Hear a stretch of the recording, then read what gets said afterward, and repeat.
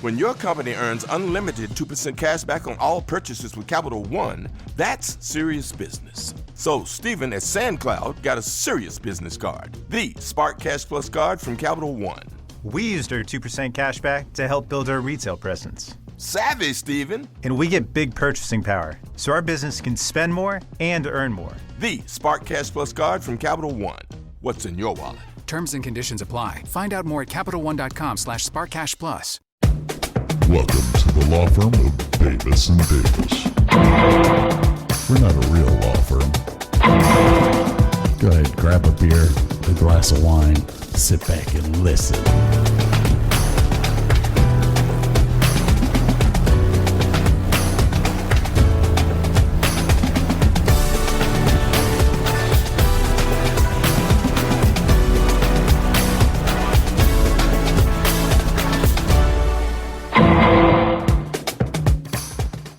Welcome to the Davis & Davis Show, davisanddavisshow.com, and the davisanddavisshow.com for all your merchandising needs.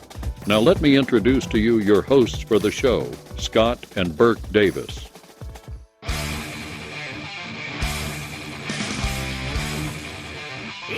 Hold on to your nutsacks, people. It's the all-new Davis & Davis Show. drop whatever the hell you're doing and grab your friends, grab your family, hell, grab your pets and sit them the hell down to listen to the most adrenaline-filled, kick-ass podcast in the world. Bust open that liquor cabinet, grab the most expensive shit you have, pour it in a pint glass, and chug that shit down. The new Davis & Davis Show is about to Melt your face off.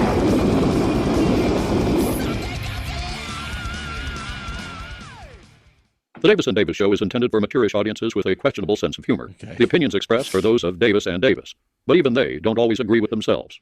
Side effects may include uncontrollable laughter, eye-rolling, and sudden urges to fact-check. Listener discretion is advised, especially if you're easily offended, related to either Davis or operating heavy machinery. Proceed with caution, or better yet, snacks. One of these days, I'll send it to you in chat. I don't want people to know what we're going to do. Anyways, welcome to the Davis & Davis Show. Yes. Hi. I was muted there. Sorry. It's okay. How's it hanging, big man? Short shriveling to the left. All righty. You are English. I dress to the left, thank you, sir. Oh my gosh. How have things been going for you this week? Rocky at work. It's been real slow. I did get one done today, so I was pretty happy about that. Yesterday? Yeah, I was out back parking lot, and we've got some pine trees, and this wind kicked up, and I thought the tree was on fire. I thought smoke was pouring out of this tree. No, that was pollen. Pollen? My God. You guys are starting to get pollen now? Oh, thank God it's not just me. Oh, it's so bad. Our cars for the next month you can wash a car and 10 minutes later it's covered in green or orange, depending on which trees. Gotta love it. Love it. Welcome to spring, ladies and gentlemen. Yeah. Doesn't that sound like a blast, though? Yeah. I mean, like, literally, you and I wouldn't even have to get up that day. Yeah. All right. Hang on.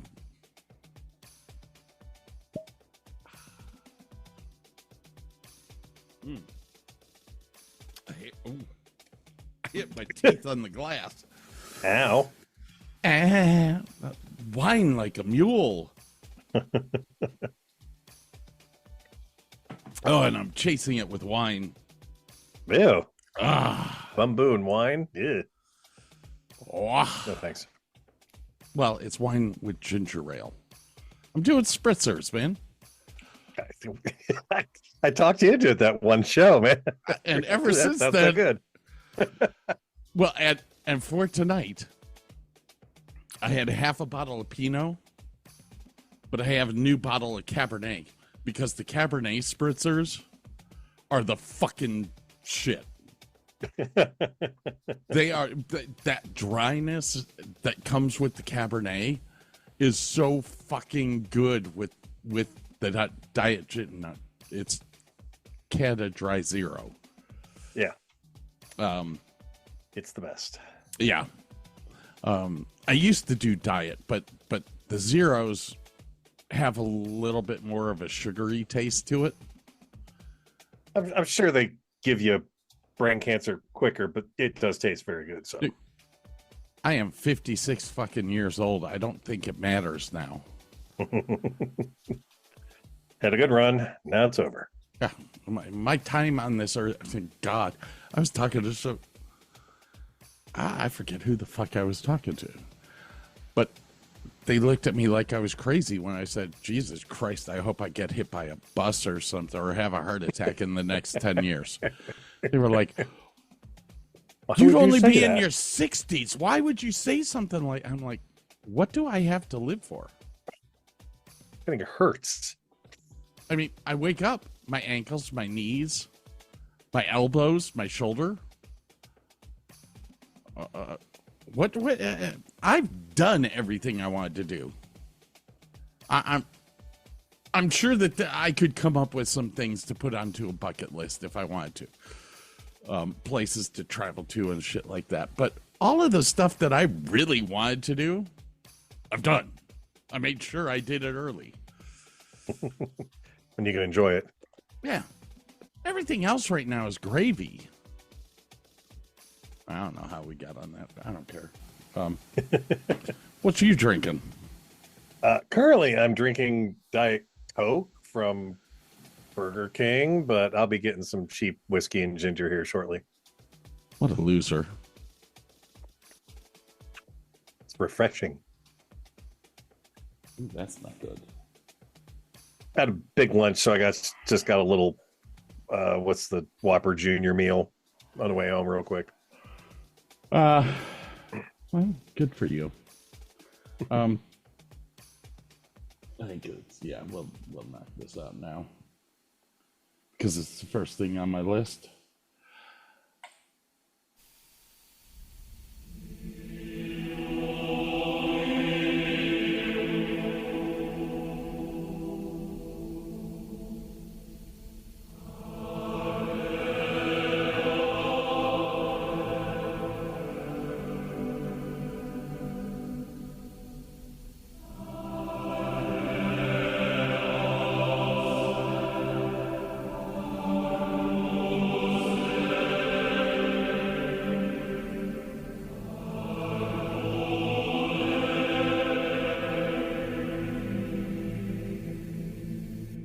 It's time for the Davis and Davis Show's Papal Conclave Update. Yeah, there's a new pope. Thank you for listening to the Davis and Davis Show's Papal Update.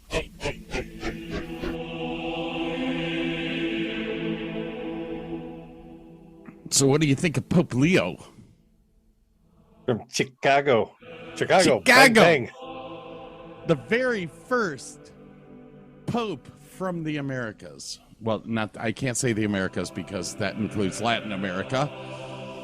The U.S. From the United States. Pope Leo the 14th. Well, it was Cardinal Prevost before this, but named after a bus.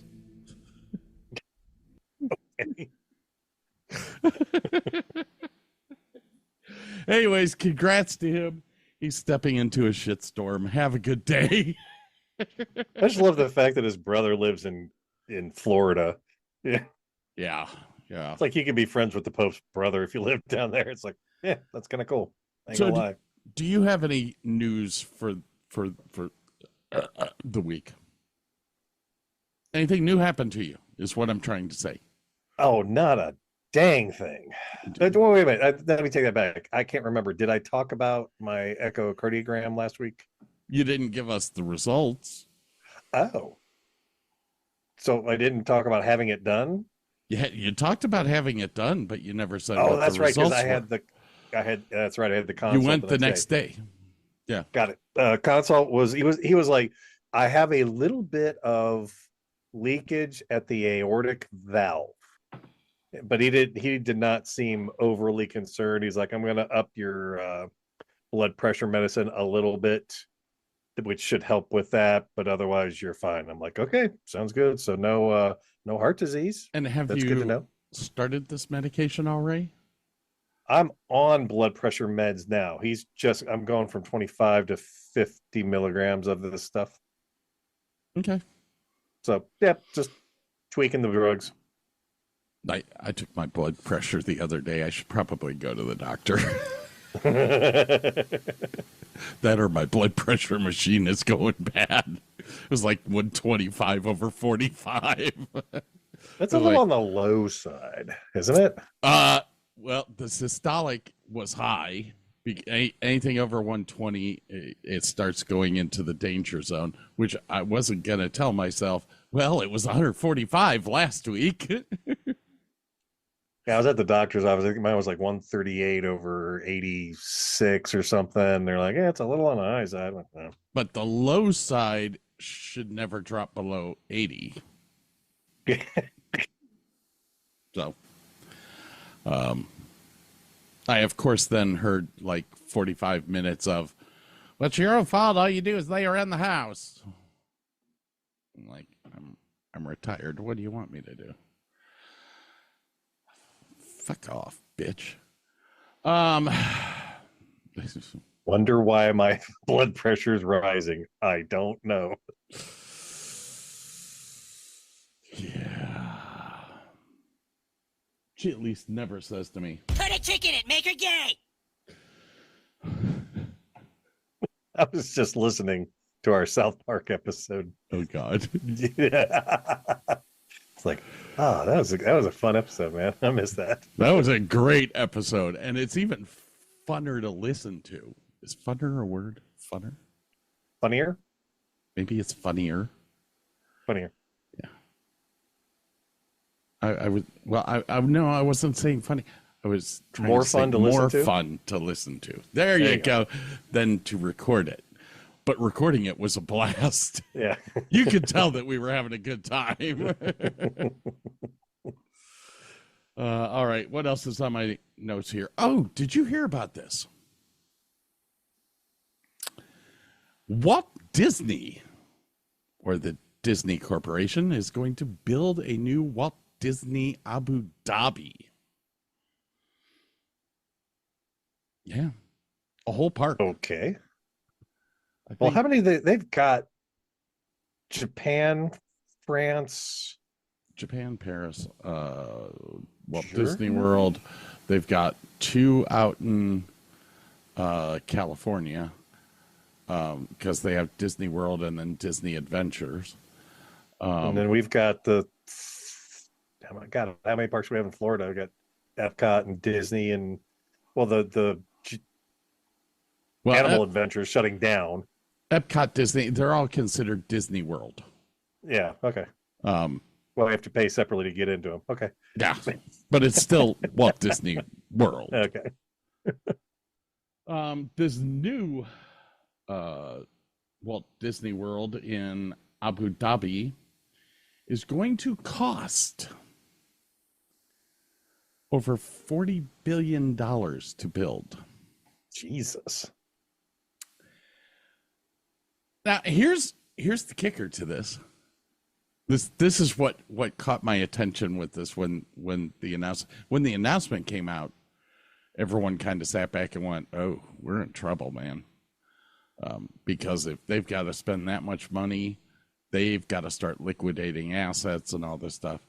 No, the Prince of Abu Dhabi is paying for it all. As one does when you are the Prince of Abu Dhabi, I guess. I guess. I just got a map, and there are 1, 2, 3, 4, 5, 6 Disney locations around the world, some with multiple parks. Well, there you go. So what do you think about that? I mean, if the Prince of Abu Dhabi wants to shell out for his own park, yeah, more power to him, man. I mean, that's going to be kind of nice for his country because then the people that live there will have a Disney to go to. So I feel like it's something positive with all the wealth. Okay.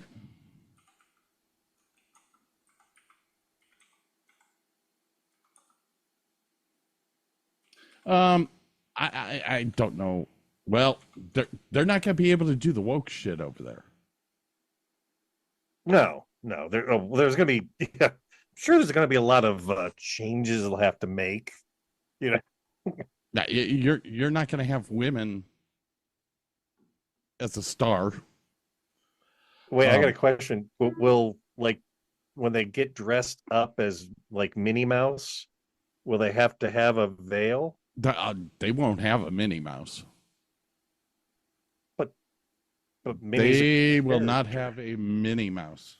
They won't have a mouse, a woman mouse. So there will be no Disney princesses anywhere. Ooh. Which is kind of what Disney's built on. Well, did you, in looking at the map, see the picture of the rendering of the castle? No, recently announced Abu Dhabi not operating yet. Now this is just a guide to the thing. So let's see. Disney. It looks like a big crystal. Oh, kind of like the Dark Crystal almost. Almost. Huh. Oh, I know it's not the Dark Crystal, but I gotta. Where did I put everything? I moved all my shit. That's like you. One of the most technologically advanced parts. Have fun storming the castle. Yeah, that's. It's a Dark Crystal. It was close enough to the Princess Bride. Yaz Island. Already home to attractions like Ferrari World and Warner Brothers World. Interesting. It's also where the F1 track is. Ooh, cool. Yeah, the Yas Marina F1 track, which is really fucking cool because it actually goes underneath the hotel that they have there. Nice. So yeah, cool. Dude, they have a SeaWorld Abu Dhabi. Mm-hmm. Marina, Sky Homes. Wow. Yeah, this thing's gonna be massive. And it's being made to rival Ferrari World, which, if you know anything about Ferrari World, it has the world's fastest roller coaster. You are launched at, I do believe it was like 102 miles an hour. You have to wear goggles to ride it. Jesus. Yeah, because one bug in the eye, you're fucked. Well, now I got to look up Ferrari World, man. Formula Rossa, driving experiences. Everything's very red. Well, Ferrari World is, I think it's the largest indoor amusement park in the world. Because it does get hot there. Well, they got a water park that's outside, and some of the roller coasters go outside, but it looks like they may come back inside when they're done. Only one roller coaster goes outside, which is the Big Boy. Oh, wait, this is Yaz theme parks in general. Oh, my bad. Oh, yeah, interesting. Interesting. Very interesting. I was unaware of that. I have something for you to watch and the people to listen to. I will turn my microphone off while I'm playing it so that people cannot hear me laugh. Okie dokie. I'm ready. All right, ladies and gentlemen. Boom. Boom. And I'm going to turn on Burke's feed so that Burke can see.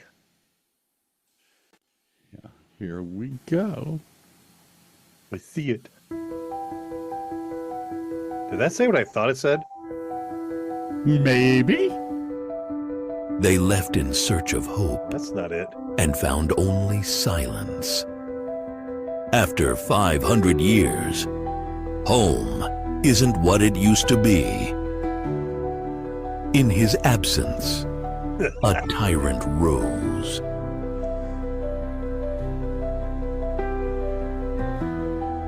She was their spark. Now she leads the fire.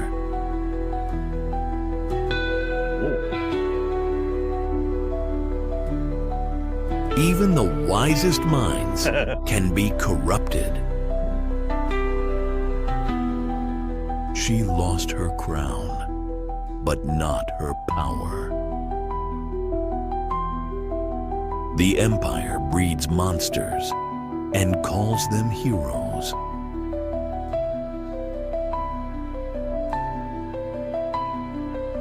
The past returns to fight for the future. Who's the ball guy supposed to be? John Cena or Triple H? George Clooney is Buck Rogers, 25. I love this AI shit, man. I saw that. I had to actually go and look up to see if it was real. No. I was like, it's got to be. It's got to be real. It's got to be. What was that? Monica Bellucci and who's the gal from Game of Thrones? Emily. I can't remember her name. Oh, not to mention the Commodian. Will Ferrell. Will Ferrell. Oh my gosh, I was dying laughing when I saw that. But the weird thing is they played clips from Star Trek and something else in there too, of Blade Runner 2049. I'm like, okay. I don't believe you. So one of my friends wrote a song the other day. So I figured I'm going to help him out and play it on the show. Cool. There'll be a link to it if you're ready. I'm ready. I wrote a song about why beer is better than women. I'm allowed to complain about a beer being flat. If my lips touch another bottle, my old beer don't get mad. When I'm at a bar, I'm always able to pick up a Bud Light. And beer looks the same in the morning as it did on Friday night. Beer is always ready to leave on time, and that's why beer's never late. And when I want to swap beers, my old beer won't take half my estate. A world where I could just date beer would just be great.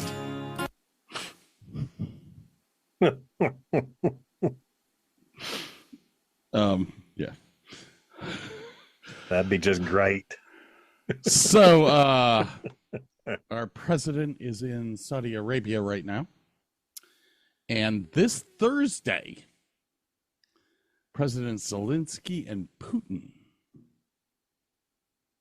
will be meeting in Turkey, of all places. And Donald, you need the dun dun dun sound effect for that one.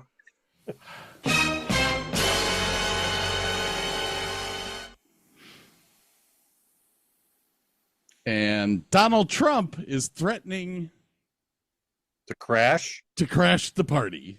Hey, buddy. I realize it's really simple for you to be an absolute idiot, but could you at least try to be a silent one so the rest of the fucking world can turn without having to hear the literal dribble of bullshit that comes out of your fucking pie hole? which I thoroughly expect to hear the minute that he shows up. That meeting wouldn't have happened without me being there. It was the best meeting ever. Yeah. So that brings me to... This is Burke Davis with the Ukraine War Update. They're still fighting. That was Burke Davis with the Ukraine War Update.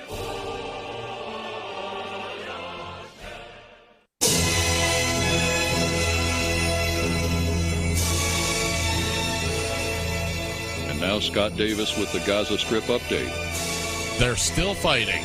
That was Scott Davis with the Gaza Strip Update.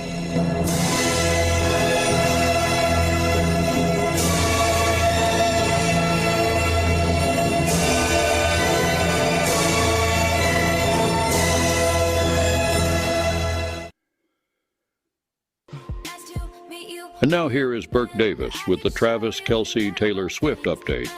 They're still dating. That was Burke Davis with the Travis Kelce Taylor Swift Update.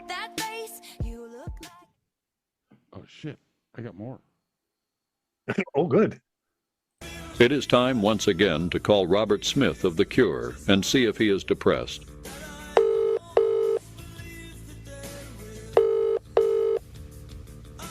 Hello? Hello, Mr. Smith. How are you feeling today? I'm feeling quite depressed today. There you have it. Robert is depressed. Again.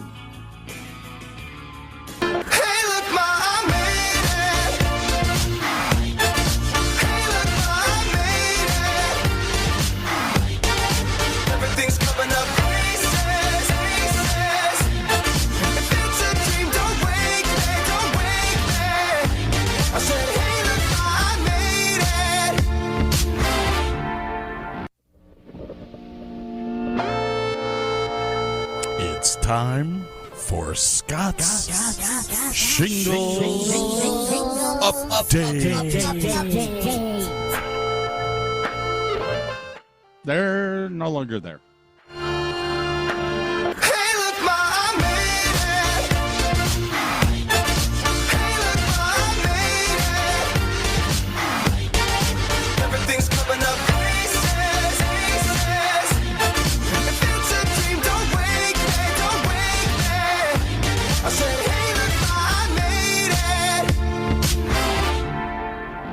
Looks like I picked the wrong week to quit smoking. All right. Got through all of our news. What else is on my list here? I think,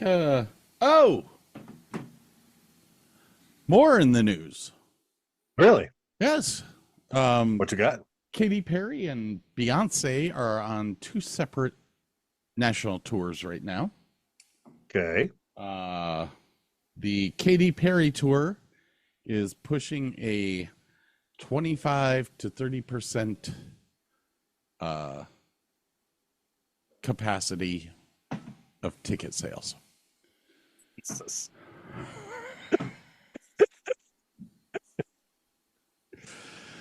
Beyonce's is sitting at 25 to 50% ticket sales, and she is canceling shows. Wow. Have you seen the bit where they take a Beyonce and like Sabrina Carpenter and I can't remember who, and they dub over the Saturday Night Live bit about I'm Janice, I'm done. Oh my God, no! I have not seen that. I will find it for you. So, what do you think of the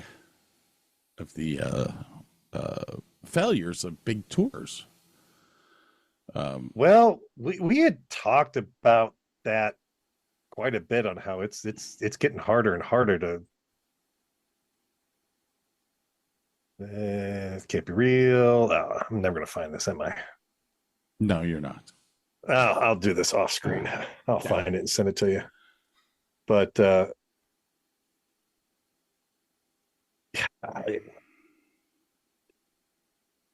do I feel about it? I don't know.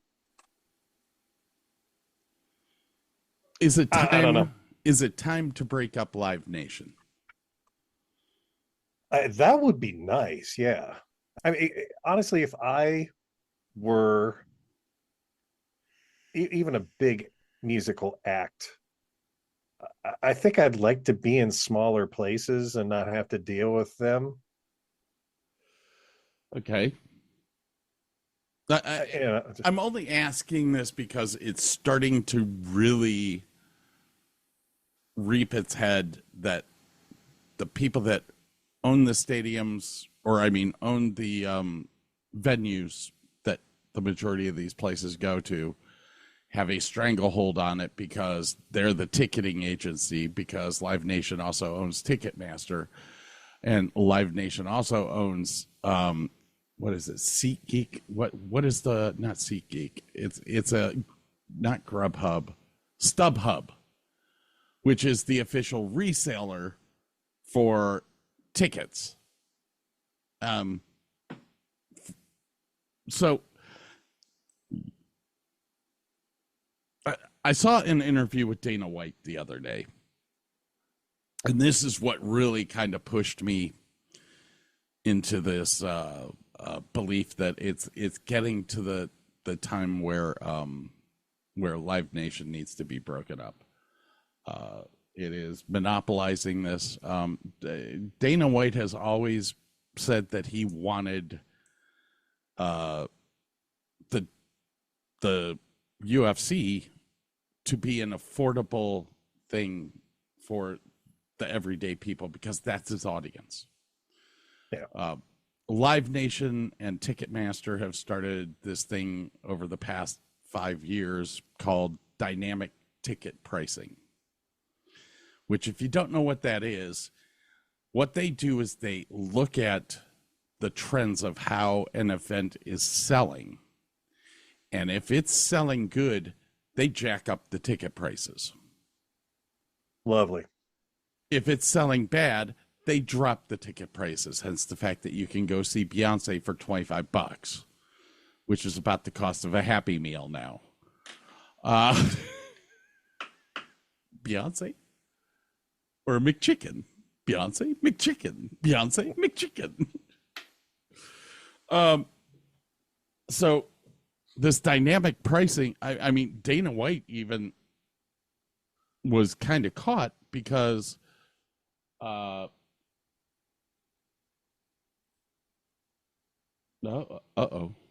what'd you find? Actually, I got a better one. Oh. I am most proud of this. The second one. Is this video? Yeah, it's just a short. It's real quick. Oh Lord. I'm Janice. I'm Holly. I'm Nora. And I'm Janice. I'm Janice. I'm Holly. I'm Nora. So it looks like they captured Katie when she was doing some blocking and not an actual show. She just looks horrible doing it. I don't know. That looks like the same clip that they were showing of her actual tour. So that is from her recent tour, which is based on astronauts because she's an astronaut now. Puts the ass in astronaut. Yes. Yeah, it's time. It's time to break up Live Nation, and it's time to get rid of people that are sucky at their jobs. I got nothing else on my list, which means it's time. Uh-oh. It's time for the Davis and Davis Show Motivational Minute. Give no fucks. Leave your bag of fucks at home every day. Don't take a heavy bag of fucks with you every day where you are going. And give fucks to everyone and everything. Because then you will go home tired and exhausted from carrying around a heavy bag of fucks. Instead, Empty your bag of fucks at home. Leave all your fucks locked up in your fucks cupboard and save them for special occasion. And instead go out into the world with an empty bag to fill with the good energy. You will be much happier living a fucksless existence. So give no fucks. This has been the Davis and Davis Show.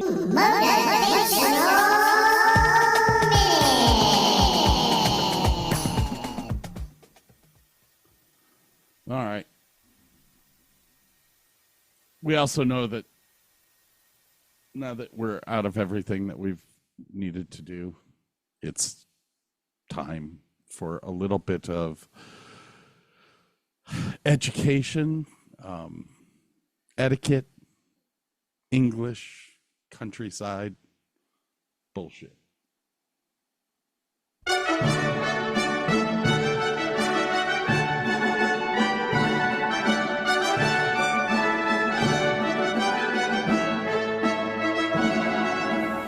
It's time for Burke's Spoken Word.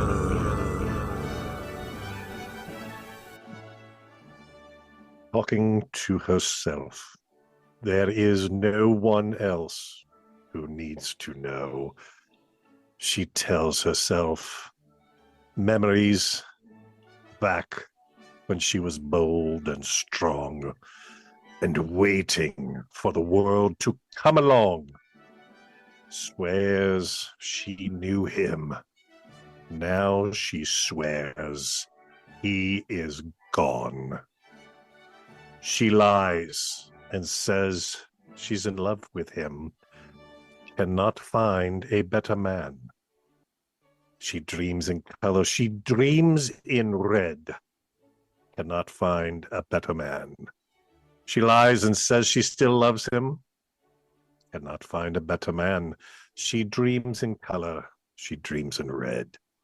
Cannot find a better man. Ladies and gentlemen, thank you for listening to Burke's Spoken Word.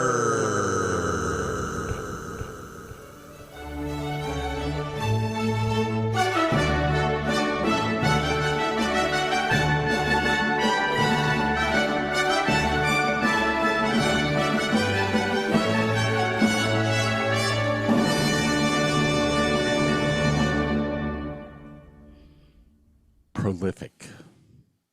Profound. People learn from this show. All right, ladies and gentlemen, one of my good friends has decided to produce another album on KTEL. Nice. So we're going to use all of his songs for our break songs. We're going to go into a little break here. When we return, we are discussing the movie Knives Out. I'm excited, man. I love this movie. Which I watched again today for the first time in like 5 years. And I was like, I can't remember who the fuck did it. Great. It was great. All right, ladies and gentlemen, we'll be back in a couple of minutes. If you don't like the music, fast forward through it. There's 2 songs. Say, we'll be back, Burke. We'll be back, Burke.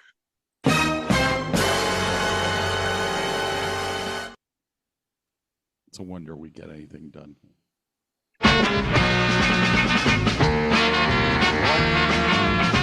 You've been pounding that hole all night.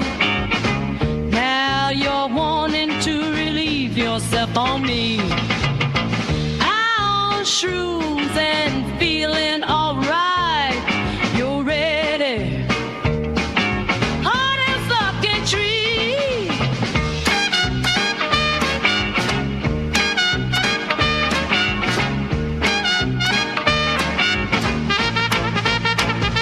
Oh, shoot it up, I shoot up. Ooh, yeah.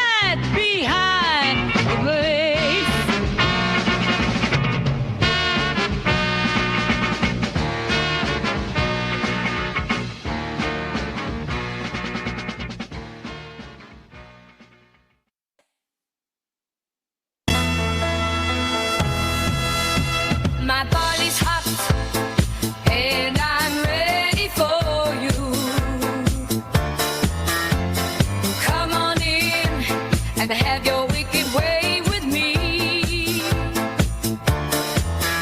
I'll smile as you pump your nectar. My sweet spots are ready for you to see. Every clay or your babe in me, don't be shy, let it flow freely. Fill me up with your seed, oh baby, you know I love it, don't you, honey? Oops. Didn't mean to do that. Whoopsie daisy. So unprofessional. Ooh, that was bad. That was bad. Yeah, that last song was called Lay Your Pipe. Damn, K-Tel is rocking. I'll send you a list of all the songs. Sweet, sweet. I'll just go out and buy the album. I mean, come on. Oh. Yeah. Is it called Hole of the Century or something, or what? I don't know yet. He hasn't told me. He hasn't Okay. made the promo for it yet. I just have some of the song lists on here. Catholic or just for enjoyment? See, the first one was what? Shoot It Up My Shitter. Yeah. Damn, that's good. Fucking good lyrics, man. But trust me, there's many more coming. Sweet. And apparently he said that it's a compilation album that stems from the 1940s all the way to the 1990s. Cool. I gotta generational. I love it. Gotta lubricate my lips now. Make them moist.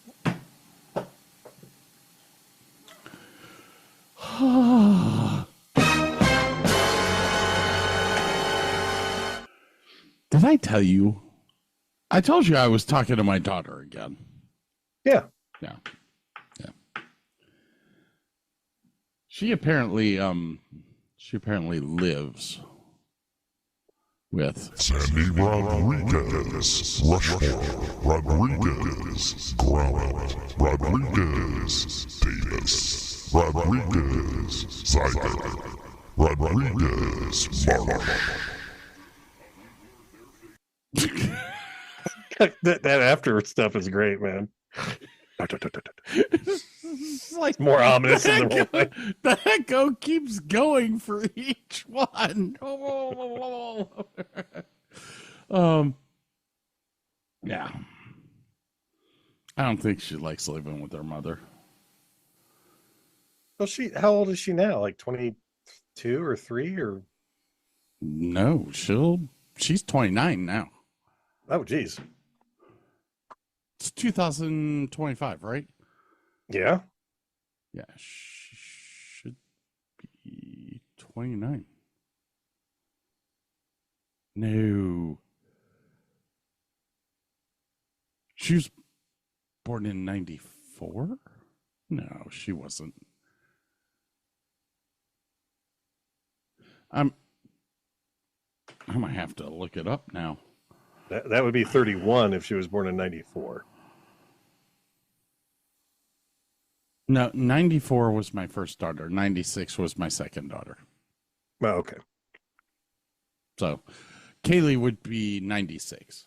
So she'll be 30 next year. Boy. Ooh, time goes. The first daughter talk to you? No. Oh, no. No. Was she indoctrinated by her mommy? I don't think I would go as far as to say that.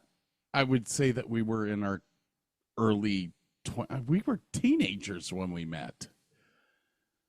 My first daughter's mother and I. And oh.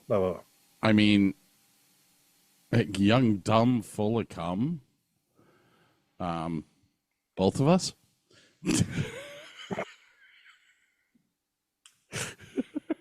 Therein lied the problem. No, it was. We were kind of idiots, and plus, I was in the Navy at the time. I lived 800 miles away from her. Okay, I get it. So there were. I would never say that I made a lot of mistakes with the first one.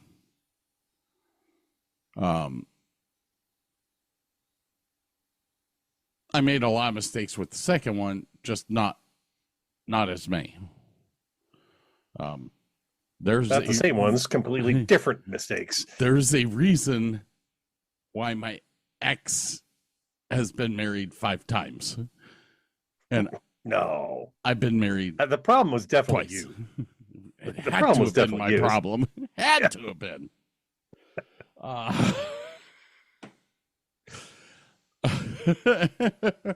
It was as I was having conversations with my daughter. I'm not going to explain what she said or anything like that. No.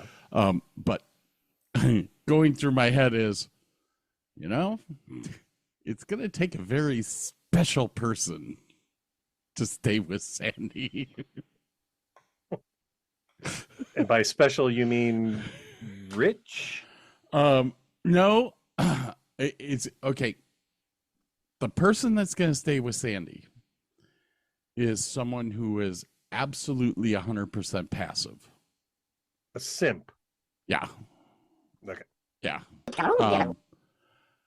You will not be able. Yeah, I did hear what you said, but I'm skipping past it. I can't hear you. La la la la. And the only reason I said that is because I edit the fucking shows, and I listen, and I'm like, why? But I have video, so I can see what's going on in my head. There are a lot of times that Burke will say something, and I will just skip past it. Because I just don't want to touch that. Me? I can't believe me. There you go. I'll put it in the chat for you. How's that? Yeah, it would take it would take a special person. Hey, do we have special music for the speed test? Davis and Davis Show speed test? I don't have anything. All right, we'll have to do that. Hold on. We'll use this for now. Are you ready? Are you ready to do speed test? Ready to do speed test. I lit the candles, set the mood. Silk sheets, rose petals, all for you. Your touch is tender, your voice is low. But there's a place you long to go. Deep inside my asshole, where the sun don't shine, you found a part of me. I don't even know if I want to say what I've got right now. I was going to say, you froze completely and the music went away. I'm like, was that me? Nope. Or... No, it's saying my internet connection is unstable. Let me. Yeah, I'm 409 down and 10 up, so I'm doing okay. All righty.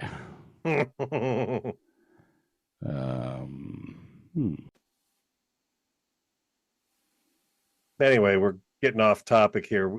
We came here to talk about a movie, man. All right, man. Okay. All right. What's the name of this movie again? I think that things are being kept from me. And if you're going to keep things from me, then you'd better put a chick in it and make it fucking gay as fuck. The name of it was Knives Out. Who was this written by? I have this on the director. It was written by the director, which is Ryan Johnson.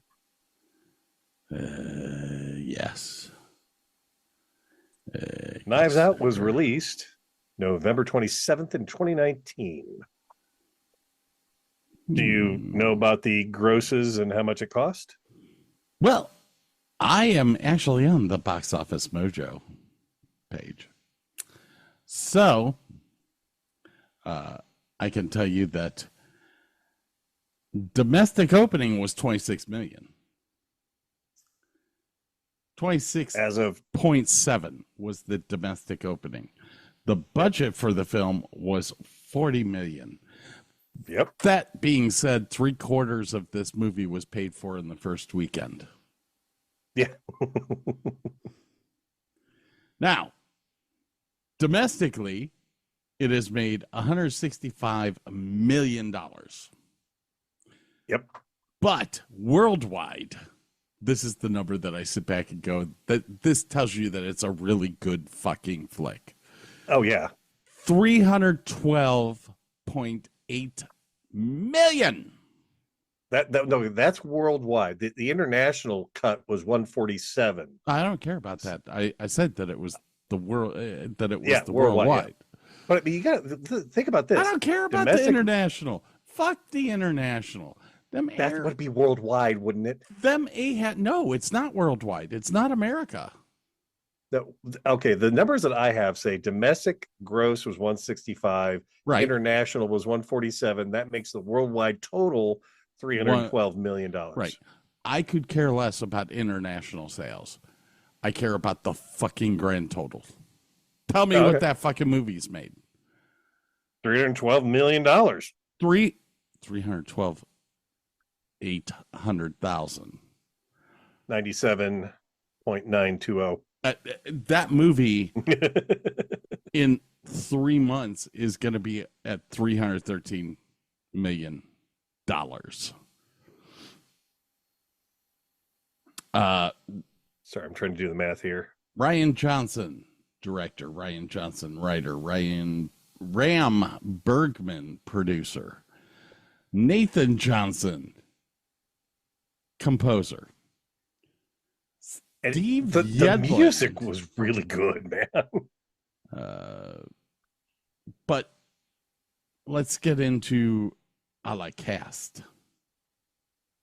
Actually, let's do the Rotten Tomatoes here real quick. I have those numbers. All right. Tell me what the tomato meter is first. Tomato meter. The tomato meter is the online websites. Right. You know, you can go on there and you can vote for any movie. Yeah, the people paid to freaking No, watch they a have. movie.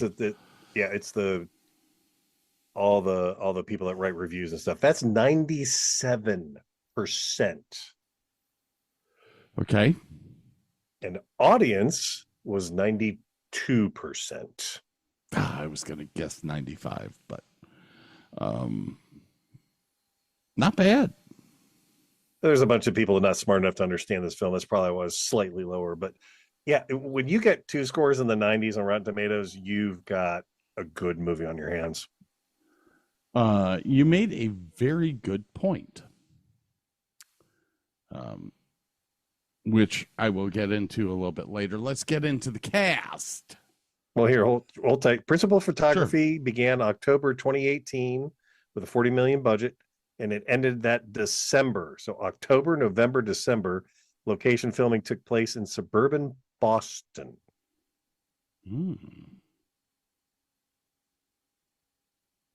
So cast, and what a stellar cast. Holy cow.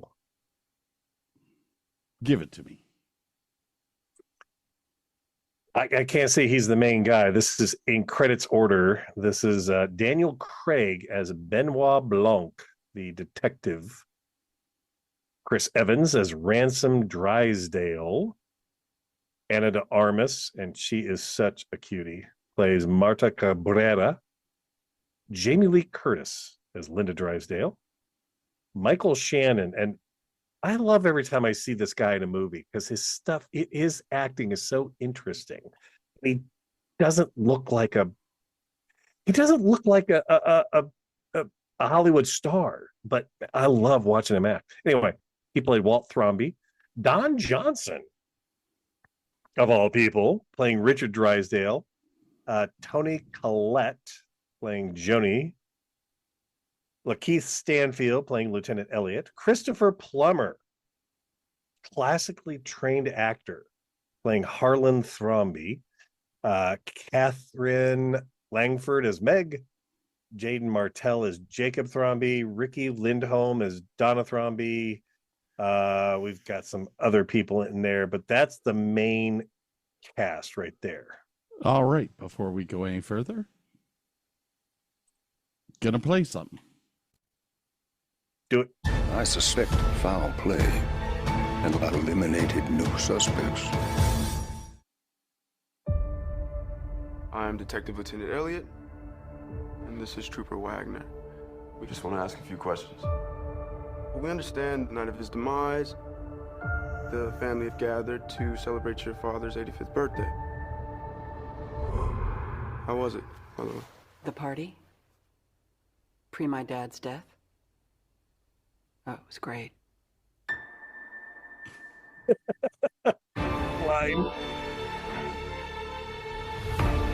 Ladies and gentlemen, I would like to request that you all stay until the investigation is completed. What? Can we ask why? Has something changed? No.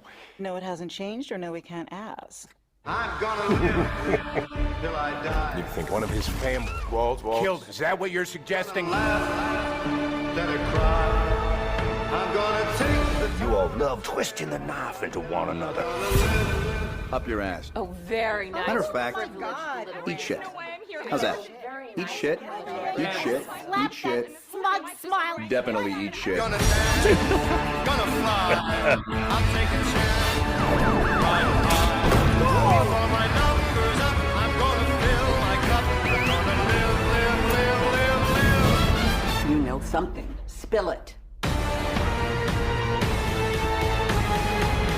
I suspect foul play.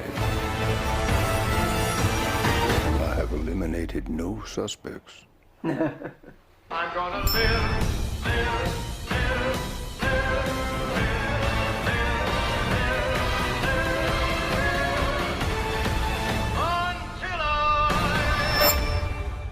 It's a twisted web. We are not finished untangling it, not yet. What is this? CSI KFC?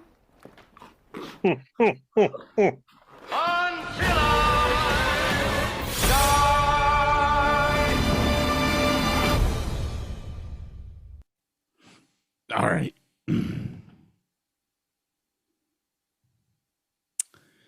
So, should we talk about the director first? Sure. So, director and writer Ryan, spelled R-I-A-N, Johnson, doesn't have a ton of credits to his name. It was kind of weird. Like, he's been doing small films like 1990, 1997, 01, 02. It came out with a film called Brick, which did get some good traction. Then he did Looper, which was actually a film I really liked because as sci-fis go, it was dark and it was very different. I really liked it. He directed 3 episodes of Breaking Bad, and forgive me, I don't remember which ones, but apparently one of them was like a super good episode. Then he did The Last Jedi, which was kind of a stinker. But honestly, I'm kind of glad he did it because he learned a lot of lessons from doing that movie.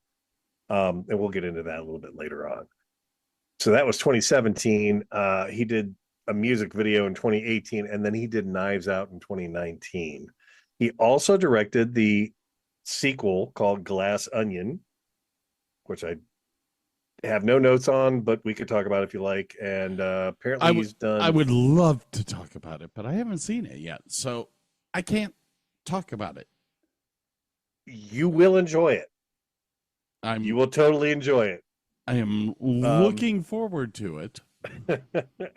And then the last thing he's in, apparently, as a director, has been 4 episodes of Poker Face, which I have no clue. Poker Face. Poker Face, yes. So, interesting guy. I'll tell you what, I was watching a few YouTubes of just him talking about this film. Love the attention to detail. Love the way he blocks people so that there's always like foreground, midground, background. There's always like the way he sets up his shots. They're dynamic. They're interesting to see. There's usually either an L pattern or a V pattern to this stuff. He's just he learned his lessons, and he went all out for this movie and did a phenomenal job on this thing. I'm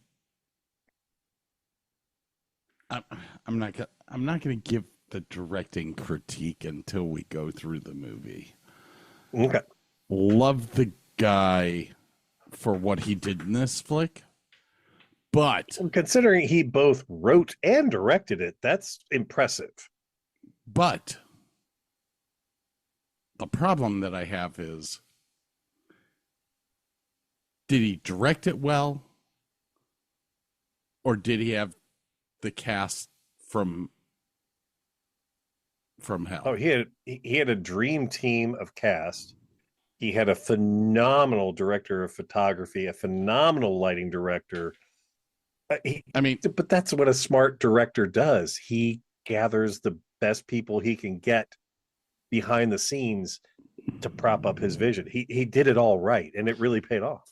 Cast wise, we have Daniel Craig, Chris Evans, Anna de Armas, who, yes, you were correct, she was smoking hot in this flick. It's funny because she did a Bond film with Craig after that, I believe. I think so. I think it was after. Yeah. I think it was after, yeah. Jamie Lee Curtis, Michael Sherman, Don Johnson, Tony Collette. Shannon, not Sherman. Michael Shannon, sorry. Don Johnson, Tony Collette. She wasn't in this flick a lot, but I do like her. She was that like California freaky, and she's been in some interesting stuff too. The Sixth Sense, which I don't remember seeing her in that movie, but I'm gonna go with it. Well, IMDb tells me she was in it, so yeah, don't take that now. I don't remember her at all, but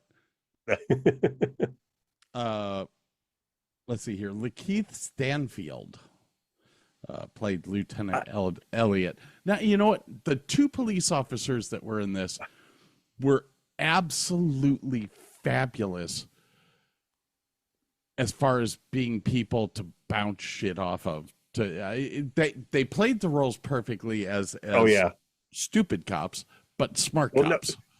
No, Lakeith was the smarter of the two one. By a long shot, but like, okay, this is one of those little details. Like when they were interviewing all the people initially, Lakeith was asking questions. When he got off topic, Benoit would hit the piano key, taking it back on track.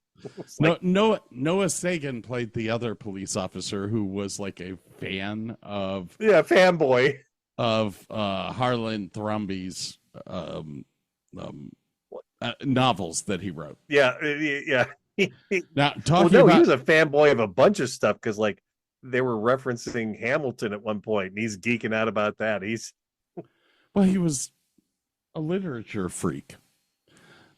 Christopher Plummer. Oh my gosh. Dear God, man. What I can say about what this guy has done. Died in 2021. Sorry to hear about that, because this man has done just about everything that you could imagine. Huge in the 70s. Dude, he started out in the 1950s on television. Yeah. You ain't lying.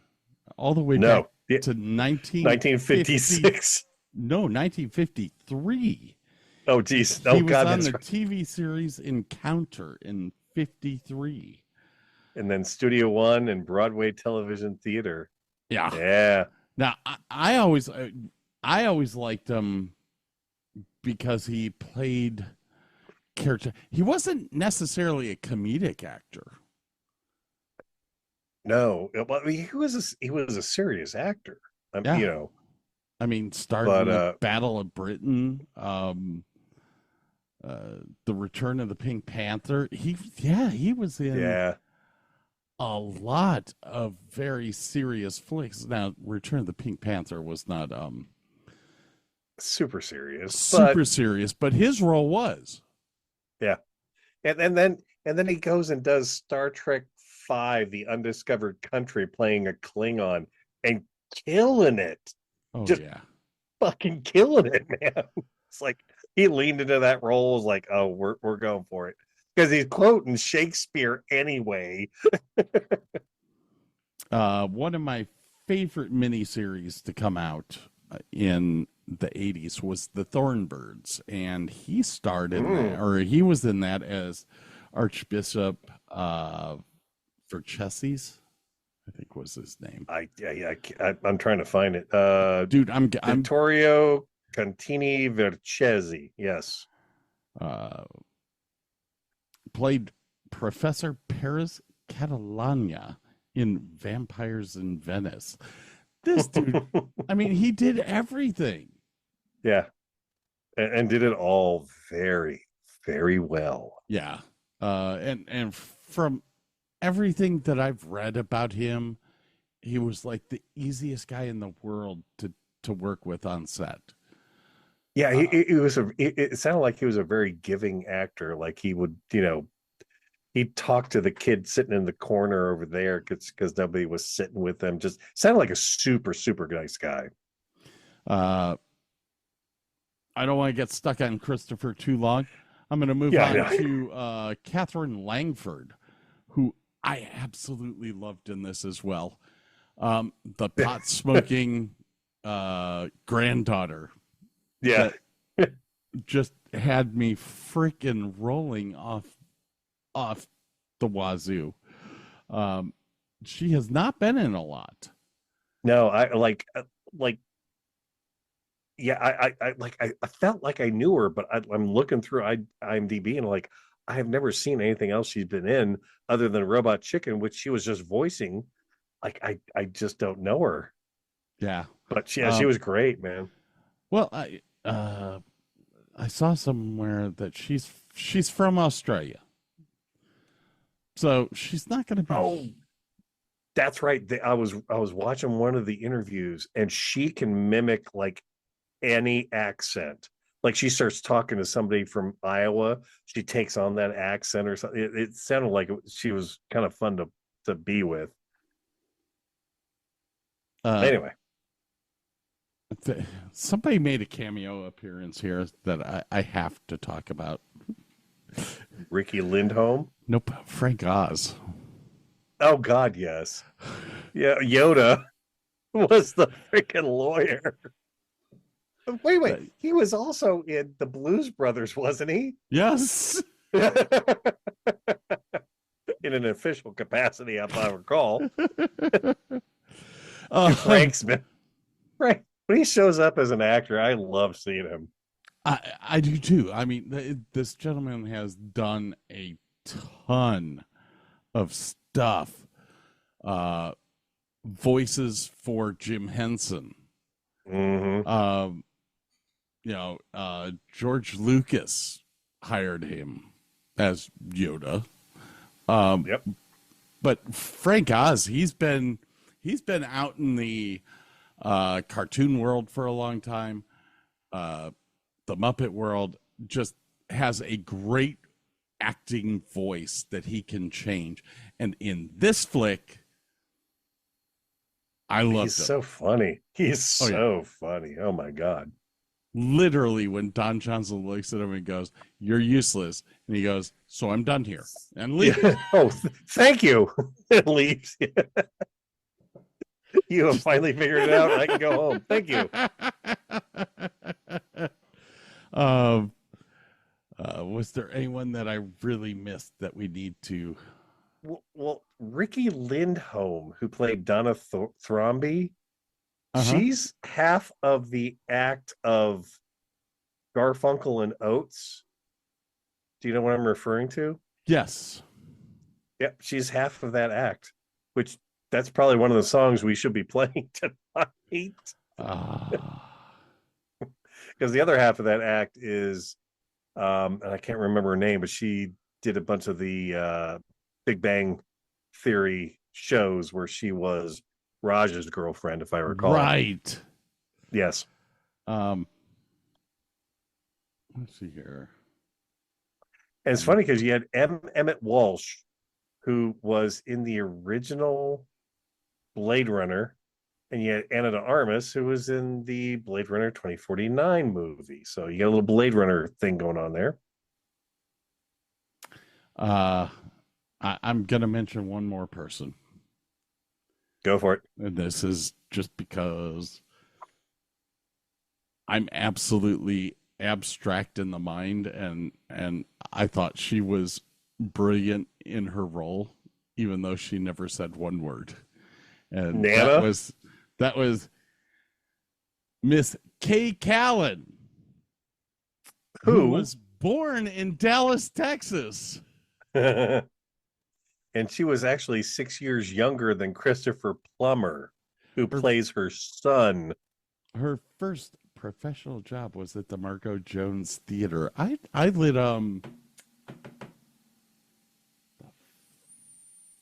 fuck was the name of that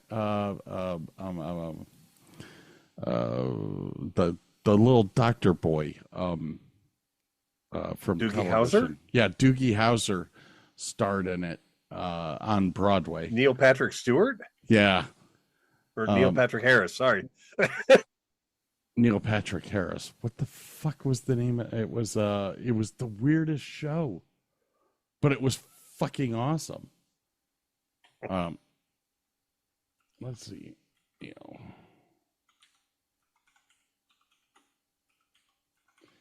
bear with everyone. Bear with. It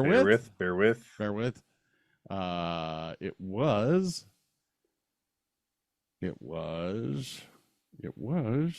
Where's his? There. Come down here to acting credits. Plays. No, I want musicals. It was not Sweeney Todd, not Cabaret. Ooh, he started in Cabaret. Amadeus. Oh, he was in Company too. Did you just quote Falco? Yeah. Amadeus. Hedwig and the Angry Inch. Okay. Oh my God, I might have a job for you now.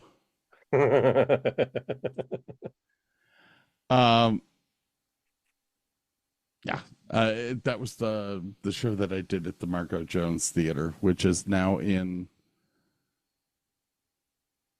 Lone Star Park. Not Lone Star Park. It is in the State Fair of Texas Fairgrounds. Ah, gotcha. Yeah. But Kay Callan was fucking awesome in this. She made me laugh. She scared the shit out of me when they were scaling the wall and she was sitting in the window. Like, damn, you're a creepy bitch. Anyway. Marta's mom, who is played by Marlene Forte. Yes, she was known for Dallas was what she was kind of known for. She was in a bunch of episodes of Dallas. 19 episodes of Dallas. All righty. Well, now that we've gotten all that shit out of the way, premise of Knives Out is it's based around Harlan Thrombey's murder, suicide. We're not sure. Don't really know. Now, the great thing about this film is it was touted to all of the people who have never seen it as a murder mystery. The great thing about this movie is after Act 1, you realize it's not a murder mystery. It's can the person who did it accidentally get away with it? Yes. And then Act 3 is, we're back to a murder mystery. And this is one of those things I was talking about. Ryan learned his lesson. When Ryan did The Last Jedi, there was a bunch of stuff kind of, I guess I could say promised to the audience, such as we were supposed to find out who Rey's parents were, and that didn't happen. Correct. And so he learned his lesson, and he took this movie, flipped it around, but then kept his promise of this is a murder mystery, and we're gonna have a murder mystery. So kudos to you, sir. Okay. So did you have any favorite scenes that you liked in it? I didn't go for scenes per se. I was on favorite lines, but favorite scenes, I did enjoy when Benoit picked up the baseball and threw it for the dogs. Then the dogs brought him a clue, and that's a whole other thing, man. Don Johnson's character went into Harlan's study and was trying to find all this crap, and there was a blank letter, and was pissed off and threw his baseball out the window. Yeah. If he had never done that, his wife would have never found out that he was cheating on her. Okay. Let's go through a little bit of character development for the people. The first characters that we see are Marta and the granddaughter, Meg. Yes. This is after the death, really, when the police call everyone to the house. So this is really your interaction with the first two. You'd seen a few scenes before that, or in the scene before that, you saw Don Johnson, you saw the party, you saw all that stuff. So as a quick side note, yeah, at the very beginning of the movie, when you're introducing all the characters, if you notice, mystery novel font is used for all the text in the movie, so it sets it up. Yeah, which it's just a nice little attention to detail there. And if I may interject, did you know that this was all shot on digital? This was not shot on film. So there's a guy named Steve Yedlin who developed a way to add grain, which is that it makes it look like it's on film, gate weave, which makes stuff kind of move a little bit when it's not perfect, color correction, and light bloom. So if you're filming with actual film and you film a window where the light's coming in, it's super bright and kind of blooms out and has this little bit of rainbow effect at the edges. He wrote algorithms and all sorts of crap to make the digital shots mimic film, and it's so good. It is so good. I could not tell you this was digital to save my life. And then the other thing is, with digital, you don't have to have a ton of light, because with film you have to have a bunch of light to make it look really good. But with digital, you can use normal lighting from outside, maybe one or two little LED lights in the background to light everything, and make it look fantastic. So Steve, good job, dude. This thing looked beautiful. Anyway, sorry, outburst. All right. We've been going for 45 minutes. We got to take a little break here, ladies and gentlemen. We're Oh, gonna come goodness back. gracious. I missed I missed the whole. Oh, that's right. We had to kind of split that up. Okay. Yeah. We will be back in just a moment, folks. All right. We'll be right back. I got a secret, a place you've never been. It's time and it's right, where the sun don't shine. I call it my back pussy. It's where I unwind. It's where I let loose and leave all my worries behind. My back pussy, oh my back pussy. It's where I go to escape reality. My soul, if you're wondering, my back pussy, tight chocolate rain.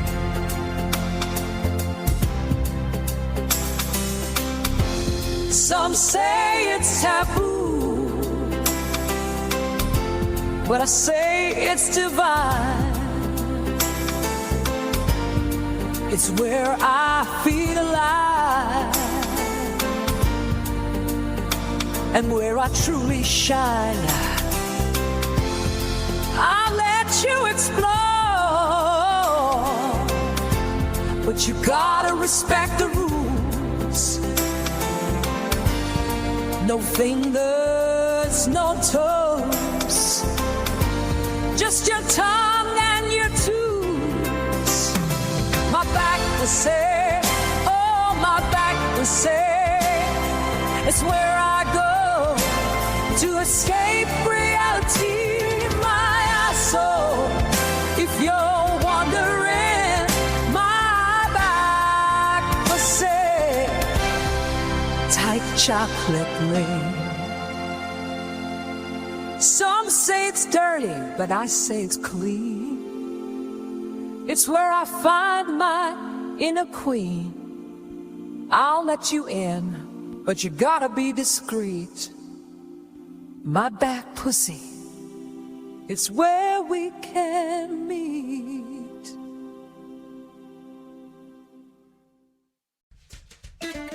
At Carol Wins, we're serious about our guests having a seriously fun season of fun. Seriously. Buy a 2025 Silver Pass for only $95 and get unlimited visits through Labor Day. Unlimited upside-down loops, unlimited ice cream cone licks, unlimited super spinny swings, and includes parking. Told you we were serious. Get your 2025 Silver Pass at carolwins.com. Plus taxes and fees, online only. Offer valid on standard browsers, U.S. only. When I heard about Date My Age, I thought, really? But there I was in my empty, quiet house, my laptop on the kitchen counter, and I typed in my name. Looking for a man between the ages of 40 to 60? Sure, why not? Date My Age is different. With verified profiles, you can feel safe and secure to explore meaningful connections with interesting and mature singles. Date My Age made it really easy. I could join and view online profiles for free. All of a sudden, my empty house wasn't so quiet anymore. I got so much attention, it just made me feel seen and alive. Date My Age helped me start a totally new chapter in my life. Find a friend, a lover, a partner at Date My Age. Get 60% off when you join at datemyage.com today. That's datemyage.com to connect with thousands of singles worldwide. datemyage.com.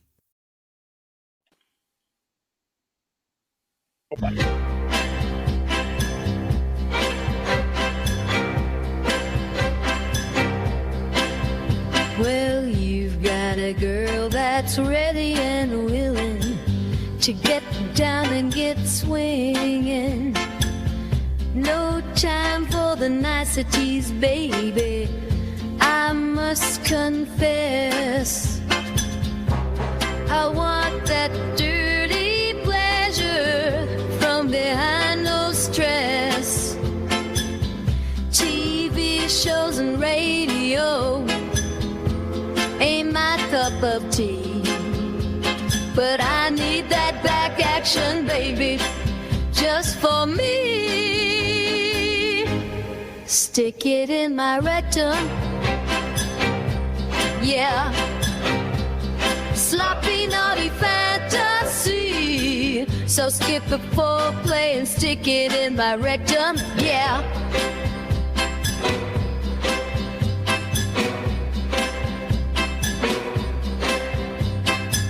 You know I've always been a slave to pleasure.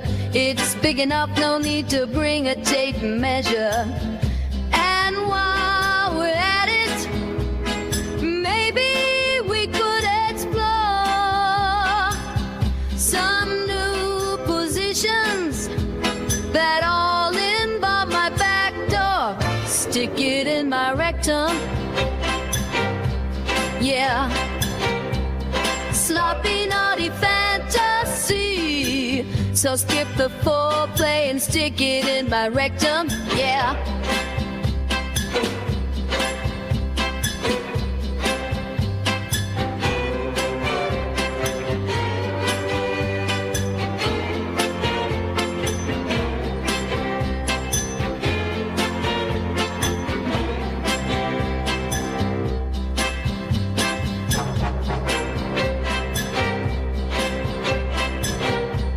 Now don't you worry,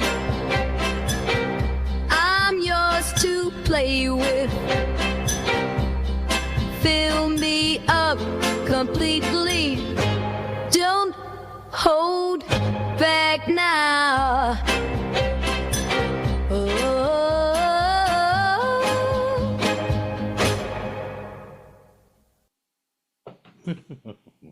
All right. I love old music, man. It's the best. So Jamie Lee Curtis's glasses showed a window in the reflection in her glasses, and they actually set up, I don't know what you call, I don't know what you call those things. Window cutouts. I don't know what you call them, but they built these big cutouts that look like windows just to reflect her glasses. The attention to detail in this movie is pretty amazing. I knew you'd appreciate that. Sorry, I just had a coconut cookie. Oh, God, that sounds good. Was it like fried coconut? Fried coconut, and then it's baked into a sugar cookie. Like a Samoa? Like a snickerdoodle, but without the cinnamon. Interesting. Yeah. So good. Oh, that's why I love Tuesdays. I kind of want to get away from the technical stuff and talk about the movie, because that's kind of where we were, and then we went off in a tangent, of course. I only have stuff about the technical stuff, so yeah, I'm boned. Okay. Well, I mean, I'm just trying to go over the premise of the stuff. You know, you have Don Johnson, the son of, or son-in-law. Yes. Of Mr. Thrumby. Jamie Lee Curtis is Don Johnson's wife. Yep. Daughter of Mr. Thrumby. Yep. Michael Shannon plays Walt Thrumby. And in this, he's a little creepy. He's how do you say it? He's kind of that. He wants to be he wants to be a big man, but he has no power kind of guy. Yeah, he's a little creepy, but yeah, it's a great, because like he played Zod in Superman, where he was like the baddest dude in the whole movie, and in this one he's like a total wimp. But it's fun to watch. I love watching him act. We had Donna Thrumby, played by Ricky Lindholm. And I'm trying to remember which one Donna Thrumby was.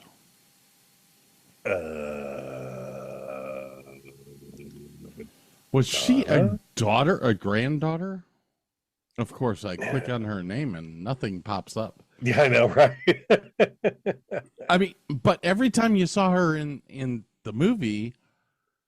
No, she was either her husband died or left her, and I can't remember which it was.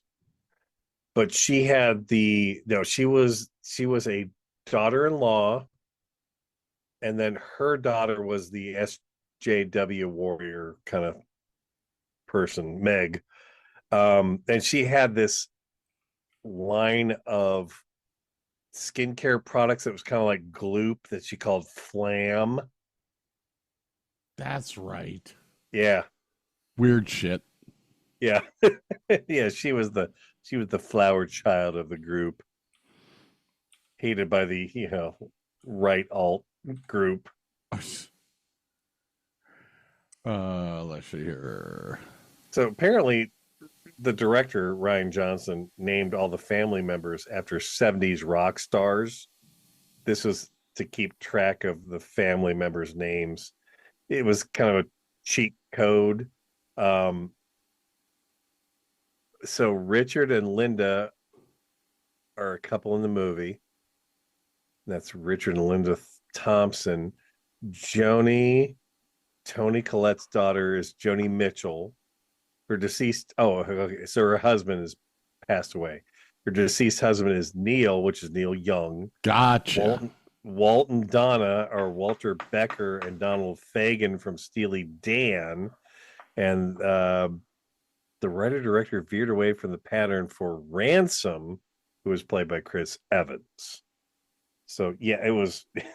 they were all named after 70s rock stars. Yeah, Chris Evans' character, Ransom Drysdale, son Hugh of... Ransom Drysdale. Son of Don Johnson and Big Tits. Yeah. Jamie Lee Curtis. God, I love her, man. All right, now that and Marta was the nurse taking care of Mr. Thromberg himself. Thromby. Harlan was his name. Harlan. Yeah. Yep. Now that we've got all that out of the way, Do you know where his name came from? Harlan? Yeah. No. There was a choose your own adventure novel called Who Killed Harlow Thromby that they base his name upon. Ah. Gotcha. All right. Back to our little mini synopsis. I'm not going into big detail here because this is a movie that you have to watch. Hey, yeah, it's intricate. We started out with Marta showing up for the interrogation. We go through the interrogation. You brought up something earlier. One of the points of this flick that I love, Daniel Craig, as crazy as it sounds, when you first start watching this, you think that he's a nut. Oh, yeah, absolutely. Then you realize that he's kind of a Poirot. His character was based upon Agatha Christie and Poirot. Which totally makes sense now. Because I just said that he was a Poirot. Yep. I did not know that he was that character was based on that. But in watching the flick, because I actually watched it today. I watched it a couple days ago in 2 parts. I can see that now.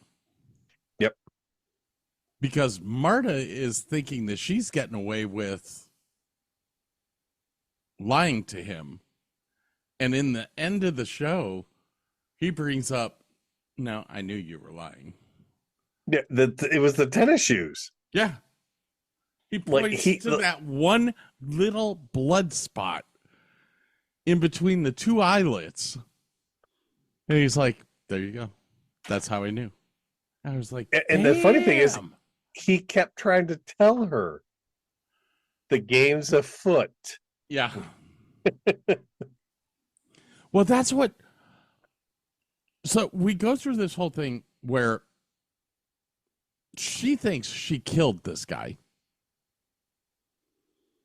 And we think she killed this guy. And we think she killed this guy. And in the end, Poirot comes up with a totally different manufactured ending that turns out to be the truth. Even though through an hour and a half of this flick, you're watching and you yourself are sitting there going, yeah, she kind of fucked the pooch there. The thing I love about this movie is we start out and it is a murder mystery. Mm-hmm. And then it's oh no, she screwed up and killed this guy. Yeah. And then he came up with this elaborate scheme so that she'll still get all the money. And it's like, you're rooting for the murderer. How many movies are you rooting for the bad guy? Which is awesome. But then it flips back over to a murder mystery. It's a great, great film. Just like it flips genres 3 times. It was, I don't know how to say this in a way that sounds kind. But you learn money does a lot to people. Yeah. It's uh-oh. My tab just crashed. That's no bueno. Well, I'll close that tab then.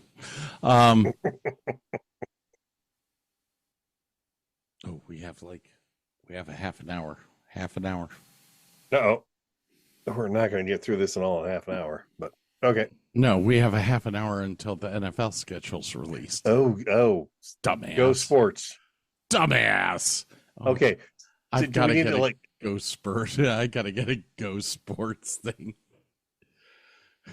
Yay, sports. Do we need to speed read this whole damn thing? No. Okay. No. We have plenty just take of a time. big break. It's just that when that schedule is released, we're going to stop from the movie. We'll do the schedule and then we'll come back. Gotcha. Okay. But where were we? We weren't on Don Johnson anymore. Yeah, we were. We were still on Don. No, we weren't. Where the fuck were we? This is all your fault. I lost track. Yes, it is. So, yeah, he knows the whole time that she was at fault, but he didn't know the whole time that she may have not been at fault. Well, the great twist in this movie is he would rather know the truth than find the killer, because he still doesn't know who hired him to look into all this crap. It's like he knew there was more to the whole thing than just somebody hired me to find the killer, which is a great, I don't know, expectation subversion, I guess, in the movie, but like makes him a nice guy. And like, I think he realizes she's a nice person. So he's like, all right, let's find out what's in the background of all this crap I know what happened, but however, I want to know the whole story. I want something else going on. I know what happened. I want to know what caused it to happen. Yeah. And I mean, Daniel Craig was so good in this role. Oh God, yeah. The whole piano thing. That was great. Just had me laughing. And the fact that both Jamie Lee Curtis and Don Johnson all go. They're all like, "Who is this guy?" And he never answers. It's like eventually he does, because somebody asked the right question. Yeah. And he actually does answer that question, but that's at the very end. Yeah. Well, he didn't answer it for Don Johnson. No. He answered it in a kind of sort of way with Jamie Lee Curtis when she asked it. But then the Flam gal actually asked the right question, which is kind of weird because she's the, like, you know, spiritual, I want to do crystals crap. She actually asked the right question. Yes. Now, I do remember where I was. Okay. We were talking about how money changes people. And, and this was an aspect of the movie that I didn't expect to happen, but kind of did. Because they kind of got ruthless with Marta. Oh yeah, it was bad. Like when the one guy showed up at her apartment. Oh my God, that was creepy as shit. And he's like, you know, you're gonna need all our resources. And she goes, wait a minute, I have all your my resources. Thought it was quite apropos at the end of the movie where she's standing on the balcony with the Harlan's mug. With Harlan's mug. Best. where it says this what did it say? This my is my castle. mug, my coffee, my something. I can't remember what it was. Yeah. Just absolutely my rules. Yeah. Yeah, it was like my mug, my castle, my rules, something like that. My house. That's what it said. It said my house. Which was brutal, but they deserved it. Yeah. And that was something I think they came up with kind of on the fly at the end of the movie, if I recall. That would make sense. That would make sense. Although you do see well, okay, so they don't film a movie in succession. So people know this. You saw that mug at the very beginning of the movie. But they could have come up with that idea towards the end of filming and went, "Oh, this would work. We need to do this." Yeah. And you got to admit, with all the talent, there was probably there was a lot of improv. Like Michael Shannon, for instance, when they are originally being interviewed in this one room where Chris Evans is sitting there going, eat shit, eat shit, eat shit. Like there is this one point where he says, forgive me, I don't remember what he says, but Michael Shannon just raises his arms up in the air, like touchdown. It's like, that was just an improv moment from Michael about the other character. It's like, I give props to a director that allows his actors to, when they know the character that well, they know what that character would do. Do a little improv. It's okay. Now, as a side note, and I've got a lot of little bizarre technical details about this movie. And I dare you to watch this movie and not look at a single actor. Look at the background. Look at everything in the background of this movie.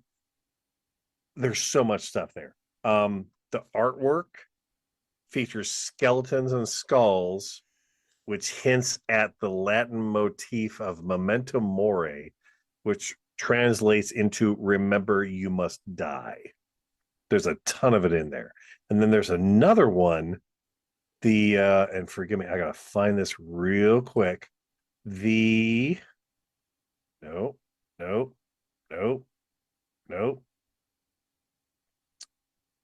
Oh, where is it? Dear Lord. F-bombs, Gordon Lightfoot, Apple. The sailor statue. That's it. There's a big sailor statue downstairs, and it's an homage to the Jolly Jack Tar. I was gonna say, isn't this the one where the head is severed and under the arm of the sailor? No. This is the sailor. It's directly taken from the movie Sleuth, which is in the writer's home. So they're directly referencing other murder mystery movies. So anyway, sorry. But I just deleted something. That's all right. What are you sorry for? I don't know. There it is. Oh, and there's another great thing. Fran is talking about a Hallmark movie called Deadly by Surprise with Danica McKellar. When she was talking to Marta, going, I saw this movie on Hallmark about this guy who was, so that's a real movie. It's a real Hallmark movie, and it's Danica McKellar is actually in that movie. Apparently, she is like the most prolific Hallmark movie actress in any of all the Hallmark movies. So, I love that little detail. I'm gonna have to argue with that because there are others like Cameron Candace Bure, who I think is like the queen of the Hallmark movies. And you're talking to a person who watches the Hallmark movies every fucking year. I could bring my wife in on this one. Ladies and gentlemen, there's an actual app that you can download to keep track of the Christmas movies that you've seen and that you've missed. Oh, God. You get an alert when there's a new Hallmark movie you haven't seen. You got it, my friend. That's awesome. Why does shit keep crashing? I don't know. Do you remember when Don Johnson's character is talking about immigrants and he brings Marta into the room? I had this on my list of stuff to talk about because it just fits in with today's society right now. So what do you got? Your mother came into the country the right way. Well, dude, no, it's even better than that. There's 3 references to where Marta is from. They're all different and they're all wrong. Yeah, because like one of them was like Uruguay, Ecuador, and Paraguay were the 3 I think that were referenced, and she's just from Mexico City. She's just down there, you know. Oh, dude, and the other one, the other little bit that was ad-libbed is when Don Johnson absently hands his cake plate to Marta as if she is one of the. Oh my God! And he's talking about how she's part of the family, and like hands the plate to her like she's just a common. Yeah. Oh God, there's so much good stuff in this movie. God, why is my shit all crashing? I don't know. Okay, so do you see my background? Yes, the shirt. Do you know what it is?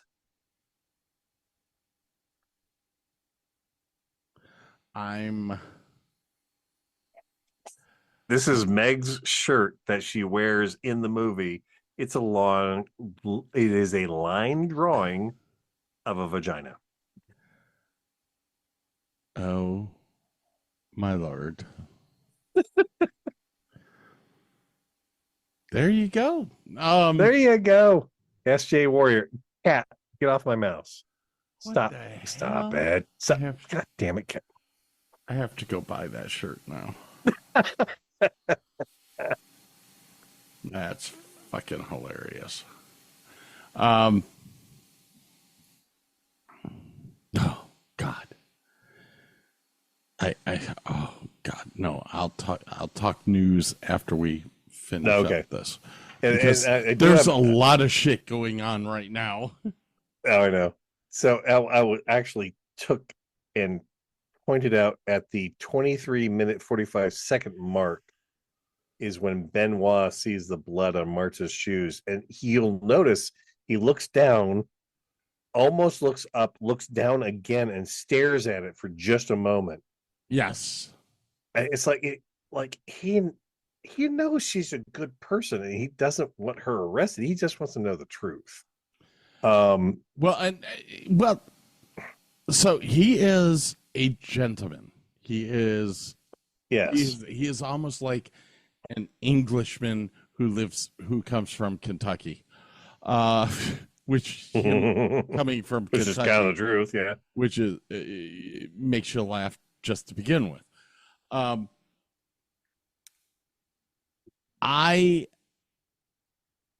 need to, he is where Poirot would have been the guy who would have thrown everyone in jail that was involved. Daniel Craig has a heart in his character. Yeah, true. Yeah, very true. Very true. And his protection of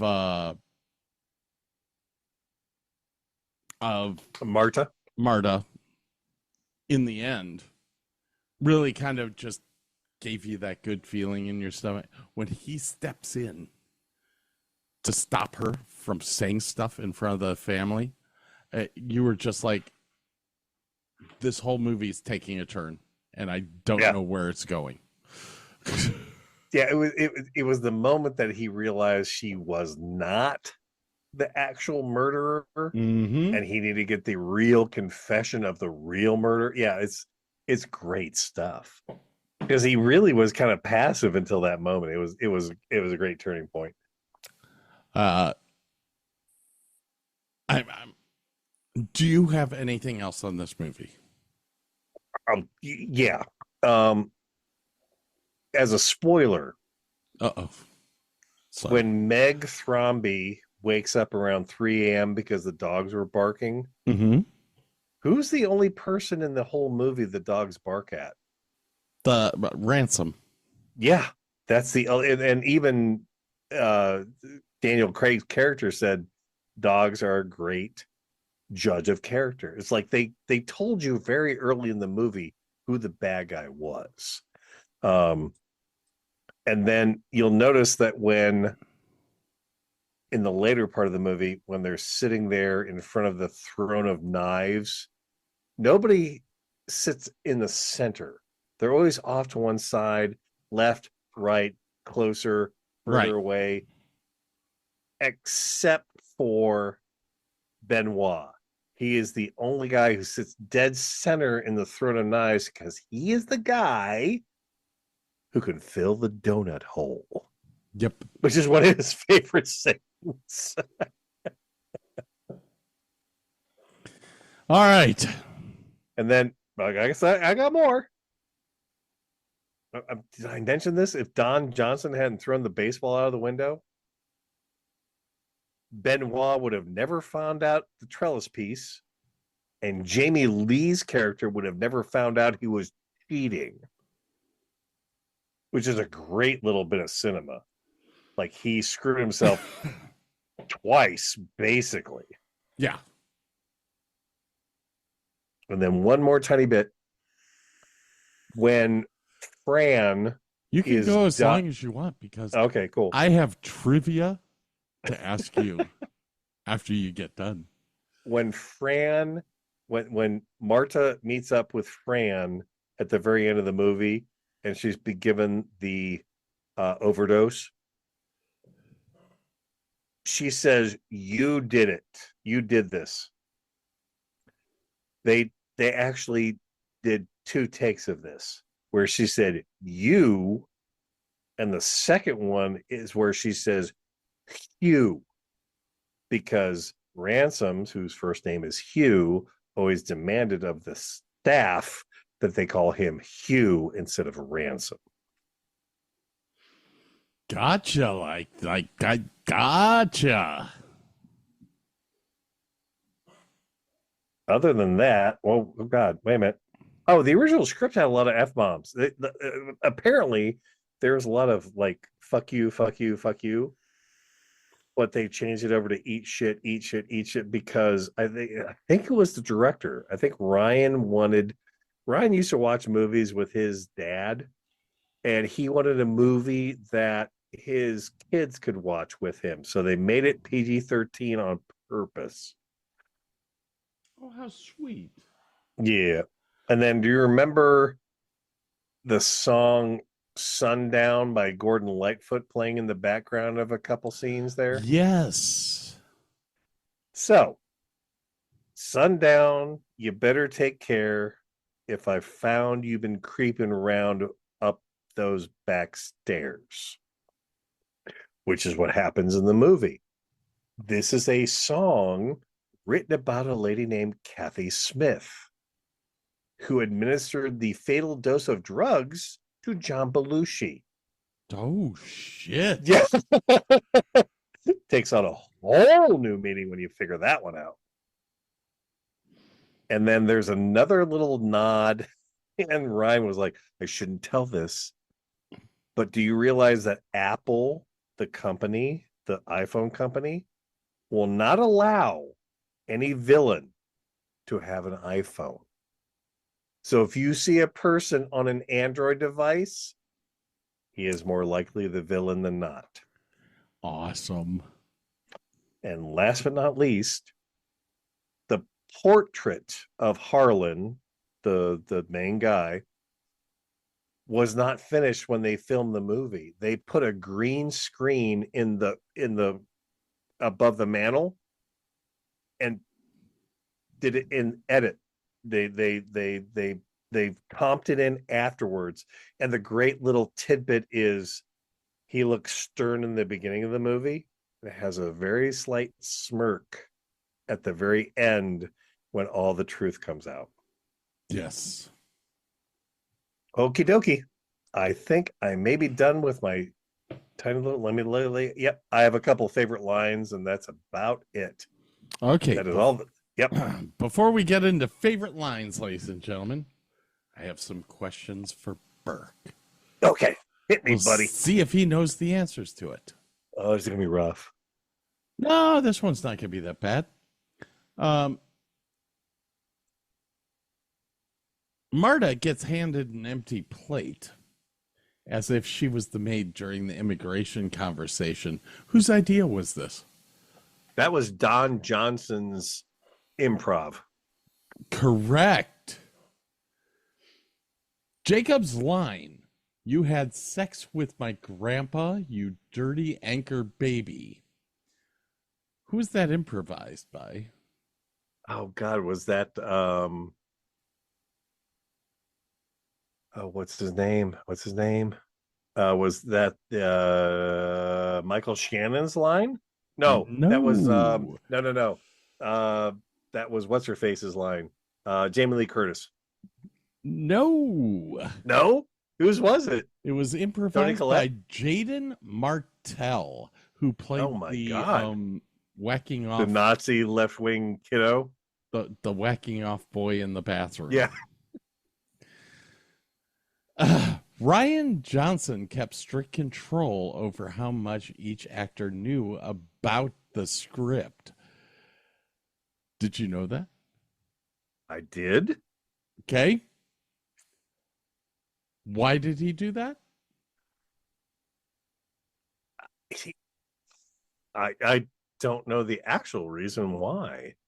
I think he wanted the reactions to be pure at the end, but I don't know. He did it to make sure that those playing characters in the dark were as confused as the people they were portraying. In other words, nobody in this film knew who did it. So they played their parts purely. Yeah. Nice. There were certain characters in this movie that did not know who was at fault until they saw the movie at the premiere. Oh, that's awesome.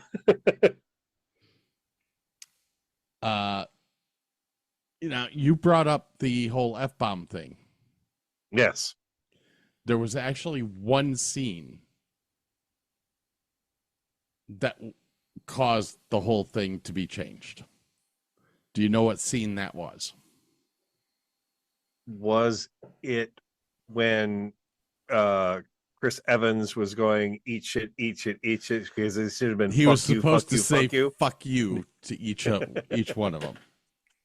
And one of my favorite lines is Michael Shannon at the end of that scene going, I will not eat an iota of shit. Which was another improv line.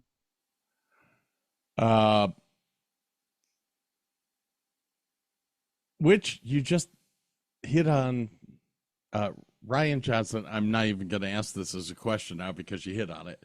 But Ryan Johnson said that Michael Shannon was by far the funniest person on set. Yes. They had to reset a scene the one time because he screamed, I am not eating one iota of shit. That was that scene in the movie. Because they all busted up afterwards. Cameos.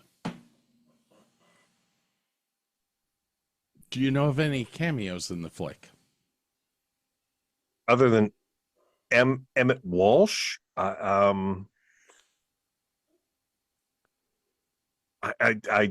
It escapes me. I do not know. There were 2 uncredited cameos. Really?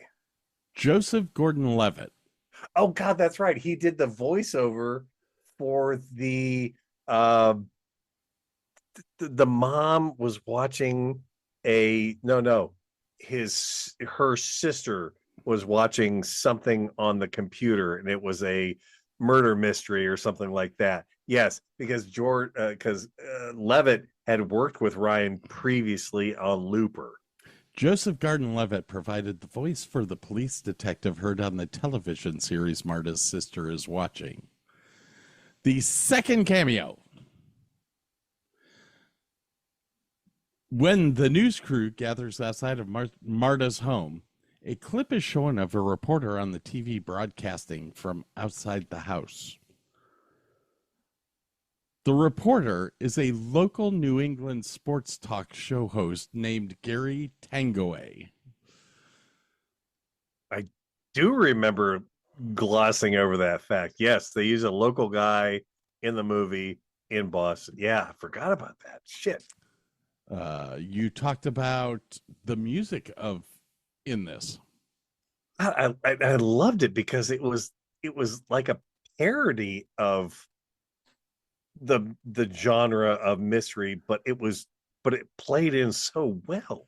So Ryan Johnson, the director, his cousin Nathan has done the film score for every movie he has directed. Oh, really? Except for one. Can you name the one film? Was it Looper? Star Wars episode blah blah blah. Oh, The Last shit, yeah, Jedi, because John Williams owns the trademark. Shit. Damn it.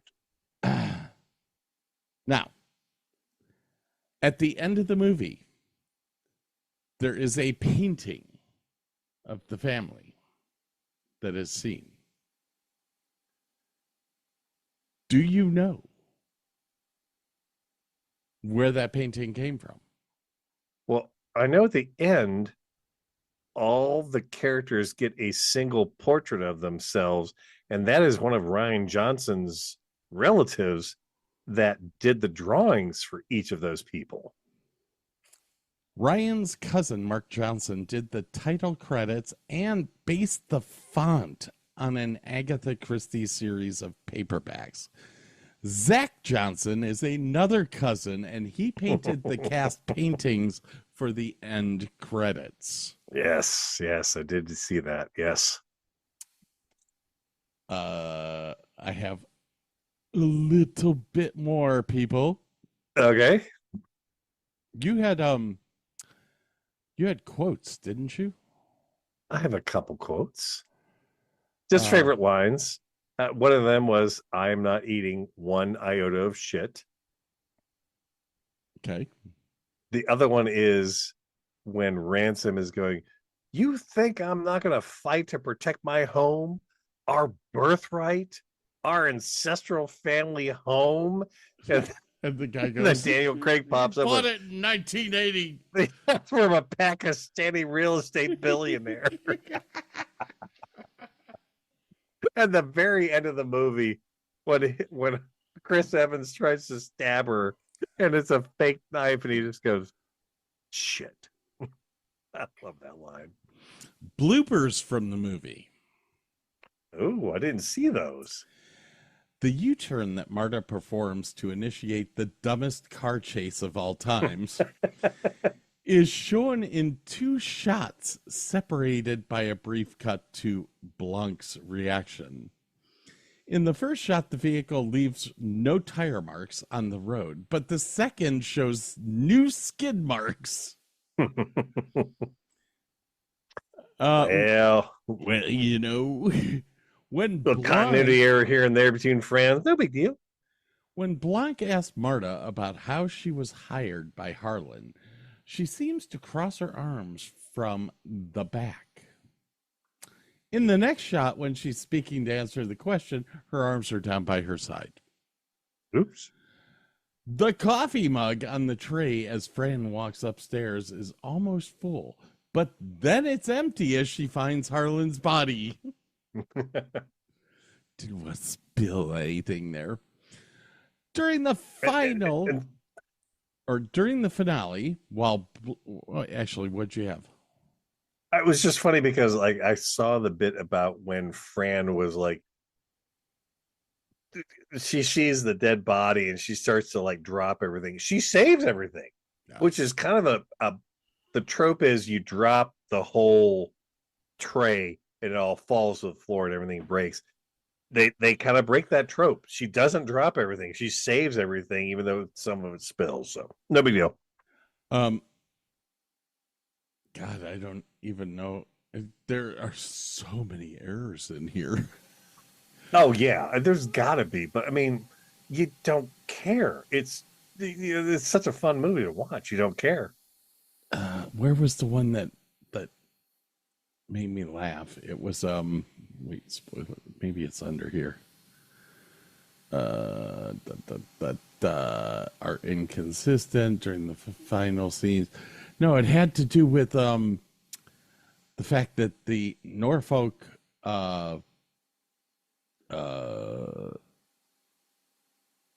the place where they do the dead bodies, morgue. The morgue. Oh, here it is. The toxicology report gives the address of the Norfolk County Medical Examiner's office as being in Marlboro. However, Marlboro is in Middlesex County. Oops. Oopsie. Well, yeah, maybe it's far removed because, it's a backward New England town. I do remember one little tidbit I was watching. It was when Marta just finds out that she is the heir to everything and she's walking out to get into her car. There is a pan-in shot of her and it's on a dolly. And then all of a sudden, the camera starts moving around because they literally pick up the camera from this dolly and go freehand to give it that kind of chaotic feel and everything before she gets in her car and it doesn't start. And then Chris Evans' character pulls up and everything. It was just a little technical detail. They had to edit out because they did a pan of the whole area. They had to edit out the tracks for the dolly, but just little technical detail there. Oh my gosh.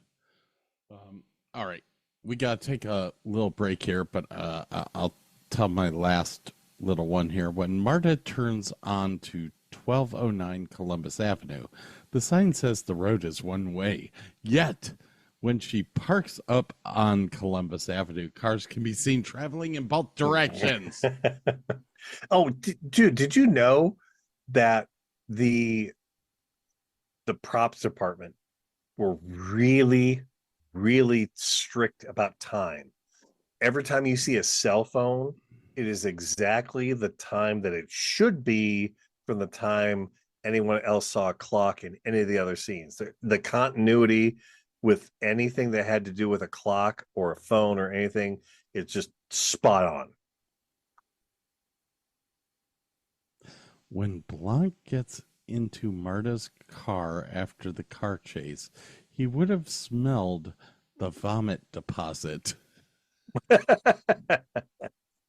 Well, maybe she had, something neutral to eat. Dude, that's the other thing about her character that I loved, especially when she threw up on Ransom. Yeah. That's the best, man, at the end. I mean, you have to give that props department a lot of props because props. I get it. I see what you did there. Because there were bits of carrot. Beans. Whatever she ate came back up. Just, oh my God, I could not stop laughing through this whole movie. Okay, when we come back from this break, we're going to give you our final thoughts on this movie. We're going to rate it. Well, that's right. We have to put it on the shelf. Or, yeah. Shelf is 1 through 5, and then there's in the box. There's the box. All right, we'll be back in just a moment, folks. All right, ladies and gentlemen, here's the next one for you. It's called Vaseline. I pulled out the jar, all glossy and gold. Said, this here's the gospel for the brave and bold. You kissed my neck, I clutched the lid, whispered sweet nothings, then this is what I said. Sprays can't lube my anus, baby, no, they won't glide in. No, some's gonna stretch me out where the real fun begins.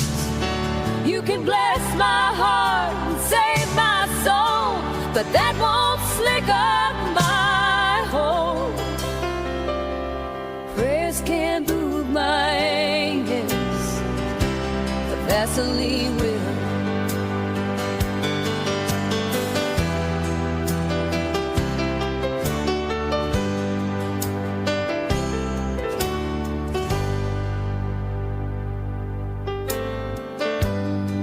He came over wearing nothing but a grin. Said, you ready, baby? I said, let's begin. I reached for the lube, he reached for my hips. Ain't no room for gospel when you spread at the rectal lip. His prayers can't lube my anus, baby, no, they won't glide in. No, some's gonna stretch me out where the real fun begins. You can bless my heart and save my soul, but that won't slick up my hole. Prayers can't lube my anus, but Vaseline will. I've tried coconut oil, spit and pride, but nothing works like that greasy slide. God may forgive and God may thrill, but God ain't easing what's hard to feel. His prayers can't move my anus, baby, no, they won't glide in. No, some's gonna stretch me out where the real fun begins. You can bless my heart and save my soul, but that won't slick up my hole. Prayers can't lube my anus, but Vaseline will. Vaseline will.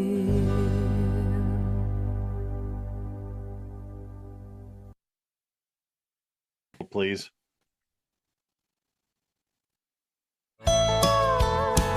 Pants round my ankles, face on the sink.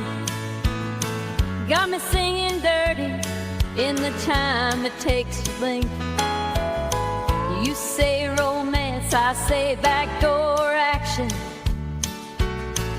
You bring the pull, I'll bring the traction. I'll take it up the ass for you. No shame, no fear, just lube and screw. If that's your kink, baby, I'm your girl. Now turn me around and rock my world. Yeah, I'll take it up the ass for you.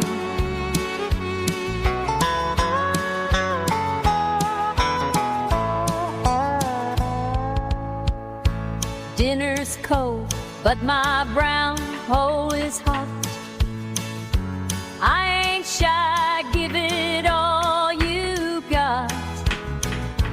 Don't need roses, don't need class. Just bend me over and plow that ass. I'll take it up the ass for you. No shame, no fear, just lube and sprue. If that's your kink, baby, I'm your girl.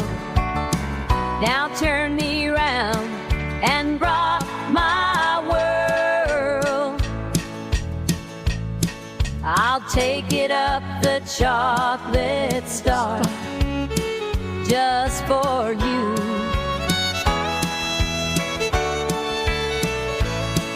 I'll take it up my rectum just for you.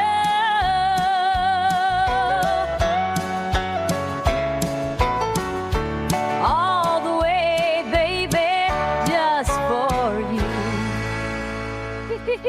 Yes, ladies and gentlemen, another grand old hit from Tanya Tucker. Going to be on the next K-Tel album. Be my backdoor man. I'm telling you, man. This has me loving country music again.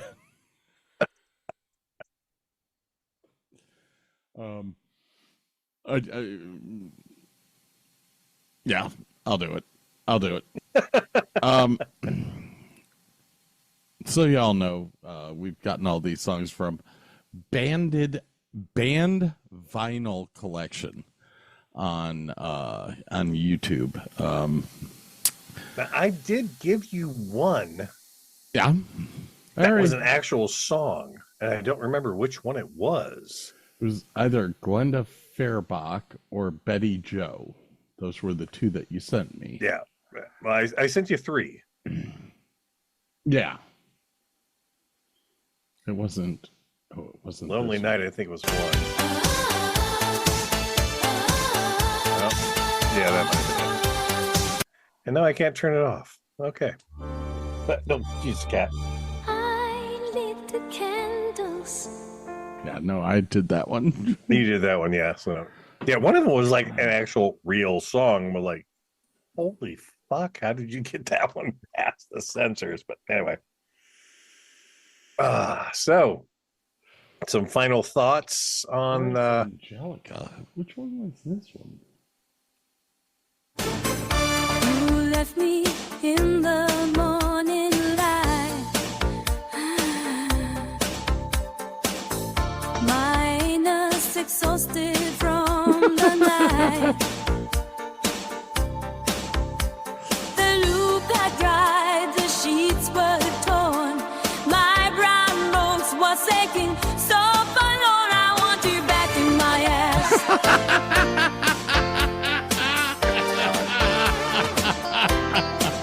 I want you back in my ass. Okay. oh, Dirty Gertie, that's blasted up my shitter. It's actually 1941. Oh.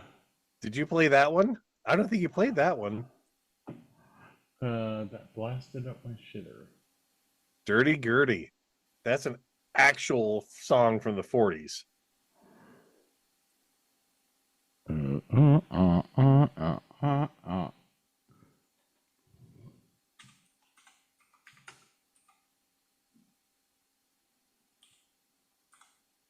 I drop that? No, I can't. Make a copy. Nope, that don't work. Never mind. Blasted up my shitter. Yes, that's the one. I played that. Oh, I missed it. I'm sorry.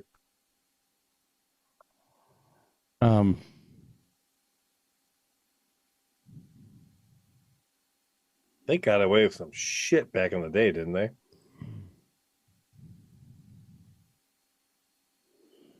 But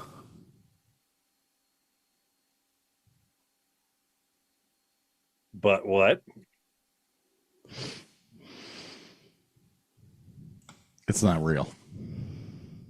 Oh no, come on. Really? It's not real. God damn it. Sorry.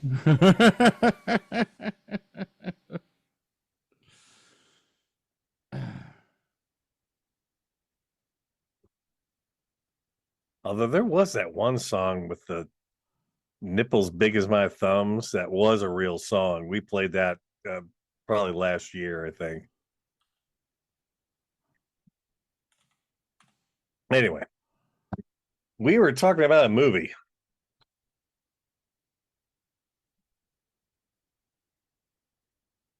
Quit searching for shit. Come on. Focus. Hold on. I have to Dirty Gertie from Harlem, Dirty USA Gertie. was a stripper. So she was real. Gertrude Parsons. Oh. I just don't know if the song's real.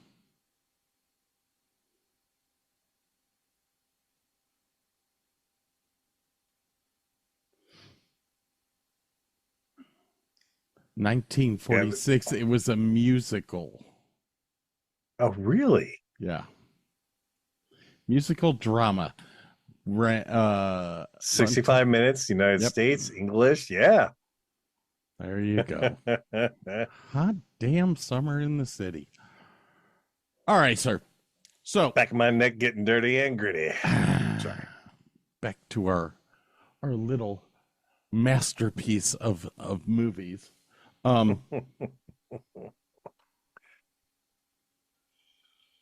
take on the whole movie. Tell me what you thought. I fucking love this movie.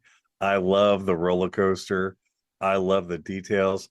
I was listening to the director talk about this movie, and he said, if you've watched it a couple times, go back and watch the movie and don't look at a single actor. Look at the set pieces. Look at the little details in the background. He said that the set designers and the set dressers did the most amazing job of filling this thing with such bizarre and cool stuff that you could watch that movie with the volume off and pick out some of the weirdest crap in the background and love the movie just as much. And it's true. There's so much. The set dressers were unbelievable in this movie. Unbelievable. So, yeah, I love this movie. I love the acting. I love the plot. I love the writing. I love the acting. It's a great film. I see why it gets all 90s on Rotten Tomatoes, both sides. It's fabulous.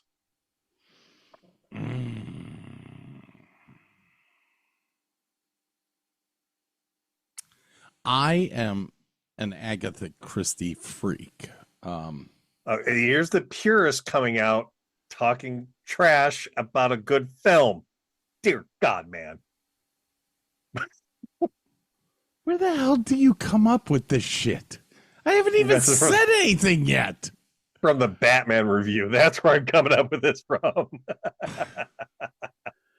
Jeez, all I said was that I'm an Agatha Christie. Poirot is my favorite fucking series. So what did you think? Oh, this film is absolutely brilliant. Any film that can trick me all the way to the end, I'm in love with. Yeah, no, absolutely. I mean, it's a film that tricks you all the way to the end, but it tricks you with telling you the truth. Yeah, yeah, that's true. It's the weirdest fucking thing to go through. You sit there and watch it, you're like, oh my God, Marta's a murderer. Marta's a murderer. Through the whole thing. Yeah. And then all of a sudden, it's a twist and turn at the end, and you don't know who the fuck did what. All you know is that there's a bunch of family members pissed off that a maid's getting the fucking money. Yeah, the person who deserves it the most is getting the money. And it's like I said before, it's like you're rooting for the murderer halfway through the film. I know. And you get to actually go, yes, she didn't do it. And she's the good guy. Daniel Craig is phenomenal in this flick. There was a specific person or actor that he based his performance on for Give. All right, so I did like this flick. Unlike what you were thinking, I mean, because remember the Batman? Well, the Batman sucked. It did not. It was a good film. Okay. It didn't follow your vision of the Batman, but as a film upon itself, it didn't suck. There was a lot of good stuff in that film, dude. But anyway, you know how you go like a week without showering and you get that white shit underneath the rim of your penis? I don't go a week without showering. About what the Batman was like. Oh, come on. Jesus Christ. Oh, it was horrible. It was the worst flick ever. Fuck you. Fuck you. Fuck you, man. Just fuck you.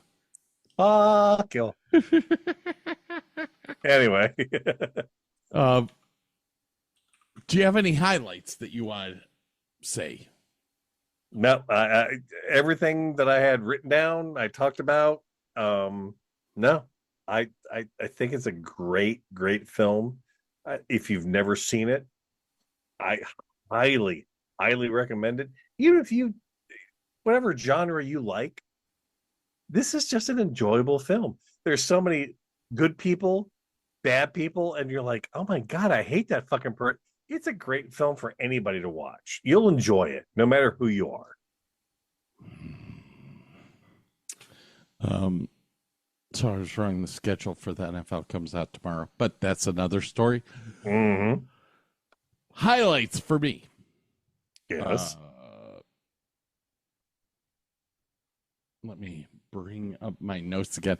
My computer crashed, ladies and gentlemen, and it was fabulous. I mean, there was a couple technical difficulties. I loved like the little subtle details of they hand the videotape to Marta, and she has one of the magnets from the refrigerator that she erases the tape with. I love that she walks back over her footprints, knowing that it's going to screw up the investigation. There's just so many little details. The film is filled with details. So, like what I was talking before is like you could watch this film, never look at an actor, and find some amazing crap in the background that's just going to blow your mind. That the whole film's like this. I would agree with. Now, I love old English styling, stuff like that, Victorian, and this whole house is a mixture of old world, old English, and nouveau kind of some Victorian, some weird stuff. Highlights. I'm going to go with actors and actresses who I thought were standouts in this. Daniel Craig. Fantastic. Phenomenal. The guy is coming off of doing a James Bond flick, and he becomes Hercule Poirot. Just absolutely fabulous job. The Southern Fried version of Hercule, yes. now, to piss some people off, Chris Evans, I don't think that he was all that in this. But very you could one-sided. tell. You could tell he was having a lot of fun. Yes, but it was a very one-sided performance. He had some subtle stuff, like when they were sitting in the bar drinking beers and she was eating the soup. Like when he found out a pertinent piece of information, he just went, "Huh." And it was subtle. And on your second or third watching, you go, "Oh fuck, I understand what that means." So there was some good stuff on his end, but yeah, he was just having fun being the dick, which he's really good at. Anna de Armas. She's cute. Put the cuteness aside, her acting in this was phenomenal. It was great. great. It was really good. It was great. Don Johnson. What an asshole. 3/4 of the performances that he makes, he's a cop. He's in this, he is the dickhead, and he plays a great. He's so good at it. He is great. Now, we only saw Christopher Plummer for about 10 minutes in this flick. Roughly, yeah. But there's something, it's that same attachment that I have to Dumbledore. Yeah. Oh, that I have with him. Absolutely. You feel for the guy. And you're kind of proud of him for being the grandfather who stands up and goes, "Listen, y'all have had silver spoons all your lives. Now it's time to go fend." And the great thing about his character in this movie is he is he gets to be a part of a murder mystery. He is excited about it. It's just fucking great. You're gonna die in like 5 minutes. I'm excited about this. I get to be a part of it. Yeah, I love his performance. The last one, well, no, I got two more that I'm going to talk about. The rest of them, I'm not saying that they had a bad performance or anything like that. It's just there was no connection with me to them. Jamie Lee Curtis, I love her. Yeah. But there was no connection to me with her character. I don't know why. Now, with that said, Michael Shannon. Oh, God. Fuck, that was great. That was a great performance. I mean, from the very beginning of the film, you watched him and you were like, this guy is creepy as fuck. Yep. And he just goes and proves it in the back hallway of Marta's apartment. Yeah. You're like, yep, this guy's creepy. I don't know what else to tell you, but this guy is a fucking loon. I totally forgot. There's another little hidden detail at the very, very end of the film when Jamie Lee Curtis finds out for sure that Don Johnson has been cheating on her. Oh, with the letter. Yes. The next scene after that, you see Don Johnson with a black eye. And there's no explanation for it. There was none. It was just subtle. Just so subtle. I loved it. I'm surprised you caught on that. I caught on it, but I sat back and I went, why does he have a black eye? Oh. Yeah. The last one that I'm going to say was outstanding in their role was Frank Oz. He stole those scenes, man. It's like you got all this talent, and like Frank Oz rolls in, and you're like, Oh, dude, it's fucking Yoda. For as little as that bastard did in this whole movie, he made it. He made that Yeah. role. Yeah, absolutely. And just the way that he's like, all right, thank you. You're useless. I'm glad you finally figured it out. Good night. Oh God! And what about his assistant? She's fantastic. Oh yes, I forgot about her. Like he's going through like reading shit and missing shit, and she's like, "Read there." Oh yeah, and then there's she was fucking great too, and it's just like a throwaway bit, but oh my God, she was great. Yeah, out of them all, it was, geez, who was his assistant? Wait, let me bring up the full cast. Who was she? Oh, I have a cat in front of me. I can't get to my goddamn keyboard. I don't know. Mr. It's all you, baby. Profnik, Octavio Chavez. All I remember Richmond. is someone from the cast tweeted out to the director what was her role at the law firm, and technically her hold on, she was goddess of the law firm was like the tweet that came back from Ryan. It was Carrie Francis. Yes. Carrie Francis played Sally, who was the assistant to our big man, Mr. Alan Stevens. And technically, she was goddess of the law firm. Oh my gosh. Oh my God, Kat, what do you want? Dear God. Oh my gosh, Rob Levesque was in this. Who's Rob Levesque? Rob Levesque is a gentleman that I met, camera operator. Oh, okay. I met him years ago, and he played the morgue fire spectator, uncredited, of course. We need extras. Get in here, buddy. Yeah, that's how it works. All right. So, is this the best film that I've seen? No. Was it the best film of 2019? Probably. Which takes us to the next question. By the way, Cleveland Browns versus the Minnesota Vikings, Sunday, October 5th at 9:30 a.m. from London.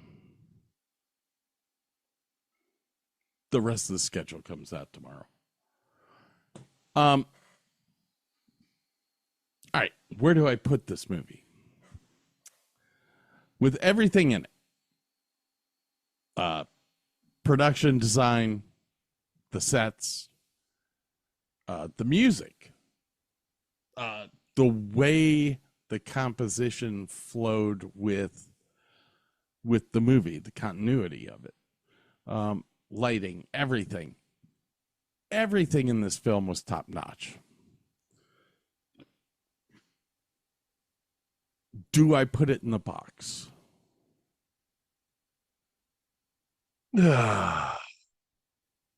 It's top shelf. Is it the box though? That's a tough one. Let me give you what they were up against.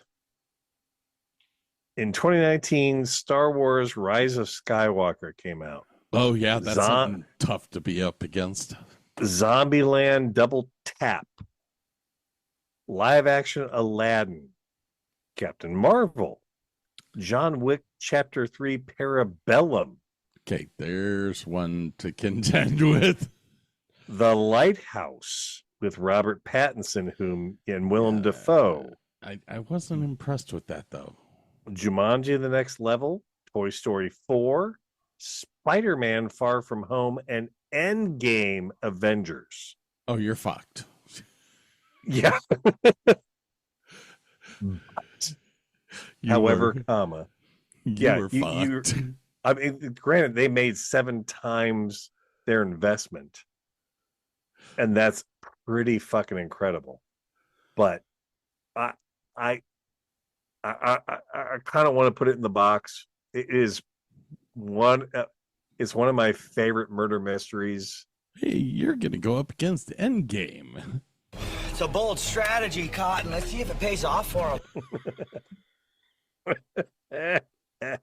No, I'll put it in the box. It is a wholly rewatchable movie.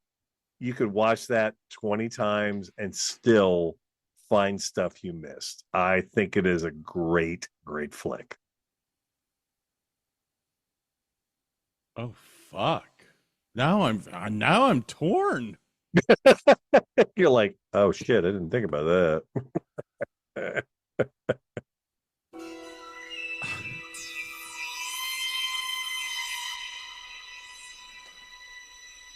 Best murder mystery ever of 2019.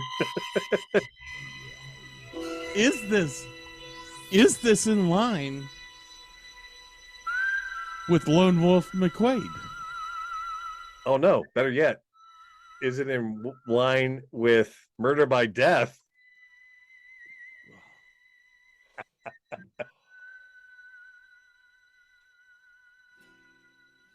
Oh wow, this is so hard. Have you ever watched Poirot's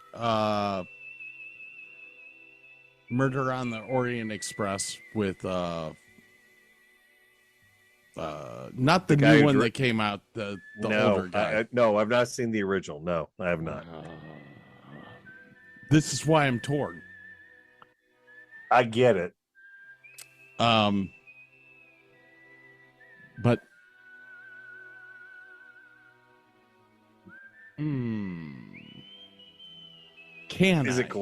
is it Glass Box worthy as a modern interpretation of some of the best murder mysteries and twists out there? There's so much to love about this film. I'll absolutely put it in the box.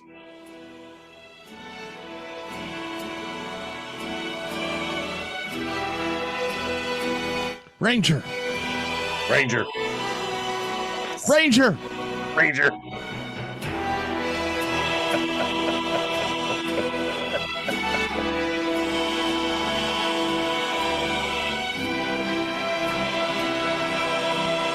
Oh, people.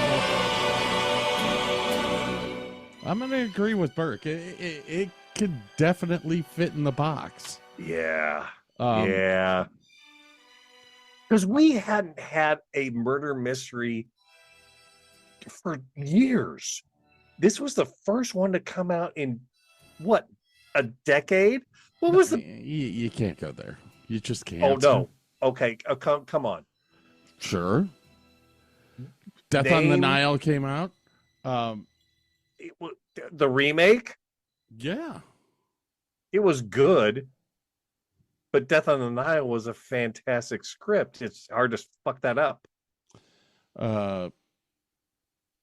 But Murder on the Orient Express was a new one too. That film was not that good. Not as good as the original. And I love the director. I love the guy playing the lead, but it was not that good. Yeah, that was Kenneth Branagh, and it was almost 10 years ago. That was 2017. Yeah. Of which I think Death on the Nile was better anyways, but oh yeah, absolutely. And before Death on the Nile, what was there? Oh my gosh. David Suchet, that was his name. David Suchet played Poirot in BBC's television series Agatha Christie's Poirot. And I need you to watch Murder on the Orient Express with him, not with what's his name. Not with Brana. Yeah. Well, Brana, I love Brana. I do. I do too. Great love actor. the dude. He's not Hercule Poirot. No. Hercule Poirot's supposed to be a fat dude. Yeah, I'll put it in the box. And you are right. Out of all the mysteries, murder mysteries that we've had lately, movie-wise, this one's got to be the best. Television-wise, no. There's television. There's some shows. fabulous stuff out there. Yeah. I will give it that. Absolutely. But movie-wise, we haven't had that caliber of mystery in years. Now, The Glass Onion. Who's in that? You've seen it. I haven't. Dude, that has a killer cast also. Glass Onion. Any recurring? Is Daniel Craig in it? Daniel Craig is playing the same character in this film. So that is the continuity. But you have all sorts of different. You've got Kate Hudson. You have Edward Norton, Dave Bautista. Hugh Grant shows up for a hot second. Catherine Hahn. It's a good film. Now, granted, it didn't. I don't think it came out for actual release as a movie. I think it was it Netflix only or Prime? It might have been Prime only. Natasha Lyonne is in it. Netflix. It was Netflix. Okay. Yeah. But I think you can watch it on Prime now, if I'm not mistaken. Really good movie. Also, it's a different style from this movie, but it was a whole lot of fun. It was a lot of fun to watch. I highly recommend it. Let's see here. The Glass Onion. It is on Prime.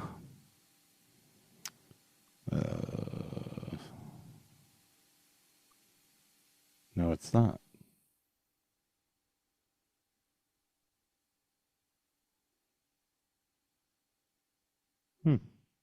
And you had Rian Johnson writing and directing again. So Yes. you had a lot of carryover there. Yeah, Ed Norton, Janelle Monáe, Catherine Hahn, Leslie Odom Jr., Kate Hudson, Dave Bautista,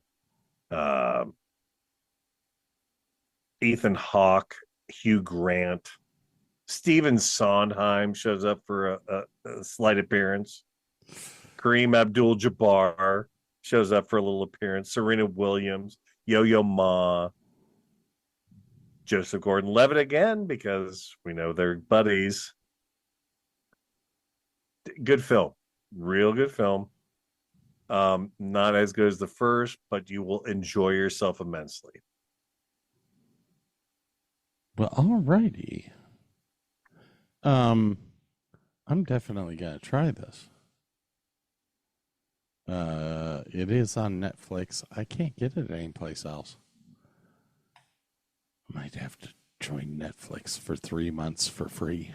Well, and granted, the second season of The Last of Us just came out. I might have to sign up for a month just to binge that real quick. I fucking love that series. Oh my god, I love that series. Zombieland Double Tap. I love that movie too. Holy crap. I haven't seen it yet. Oh, dude, it's so good. Came out in 2019. Now, the first Zombieland. Oh my god. Which, yeah, that may be the next movie that we do is Zombieland, because oh, dude, because there is just so much in this film. Yes, matter of fact, put that on our list. I'm on it. Zombieland. There you go. It's on there. And this is coming from somebody that hates horror flicks. Well, it's not. It's a comedy. First and foremost, it's a comedy. That is true. All right, so we both put it in the box, which it barely reaches the box, but it gets there. Yeah, it's close enough to where I can't argue it. Yeah. So,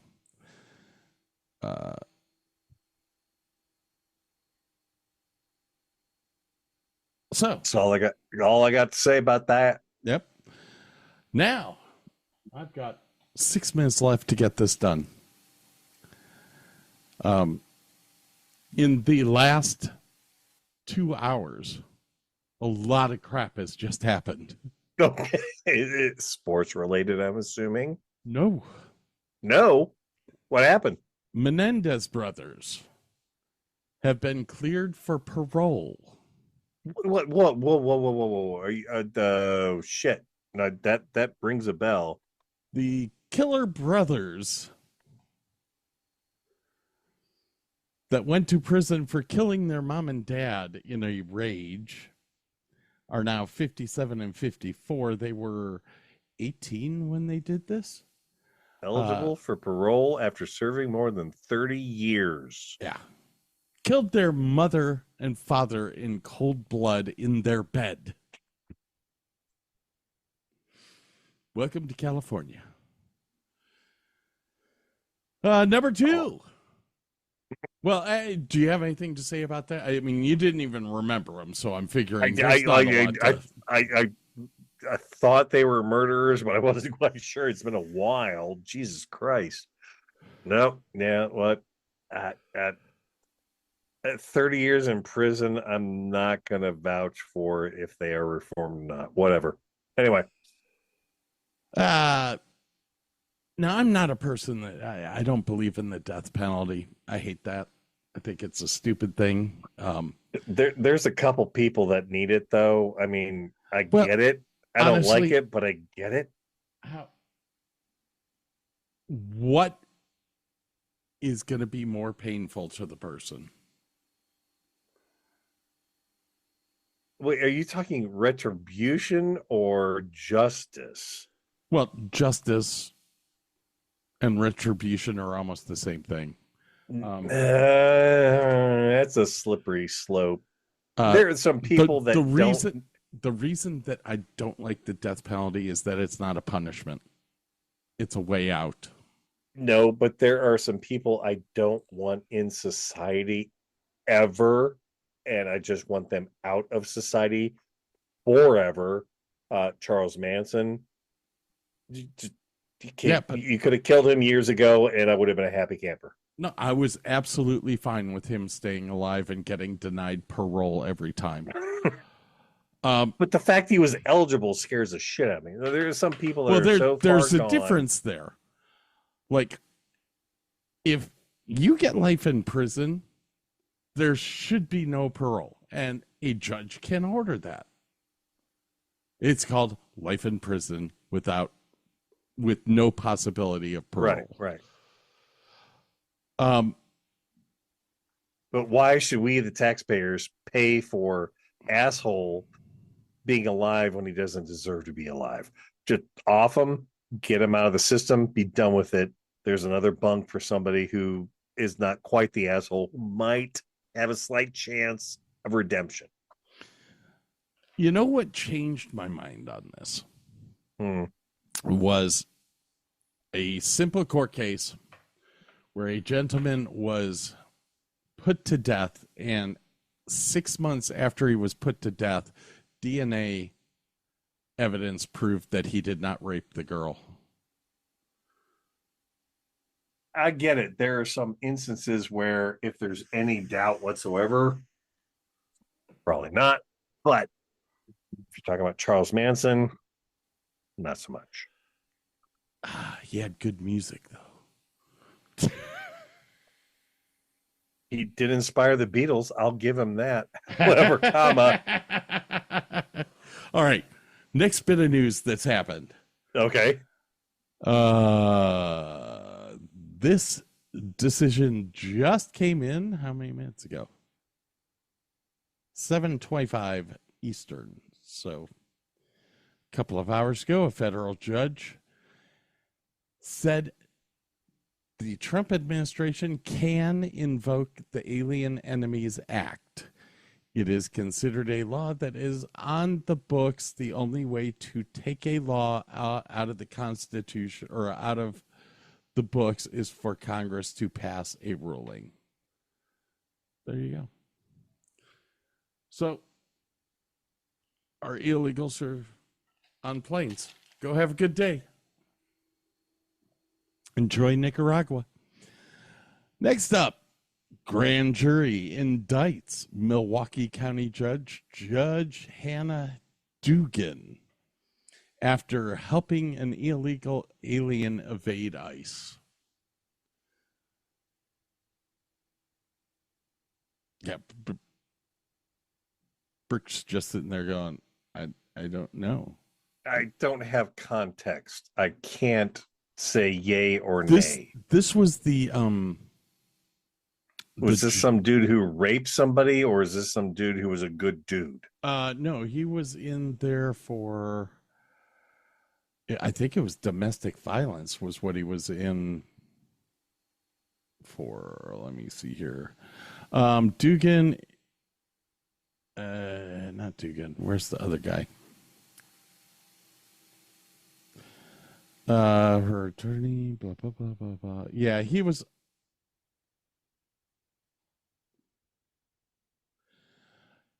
He beat up two people, a guy and a girl, beat the guy, hit the guy 30 times, knocked him down to the ground, choked him, beat the woman so badly they both had to go to the hospital. Ship his ass out. And this Milwaukee judge sent the ICE agents down the hallway to go talk to the head judge while she snuck them out the back door. They were in her courtroom to be tried on this domestic battery charge. And she snuck them out the back door. I kind of understand where she would like to try them on their merits or not, however, so if they were accused of this, I kind of understand where she's coming from. If they actually did it, ship their fucking ass out. If there's reasonable doubt, I don't know. I don't know.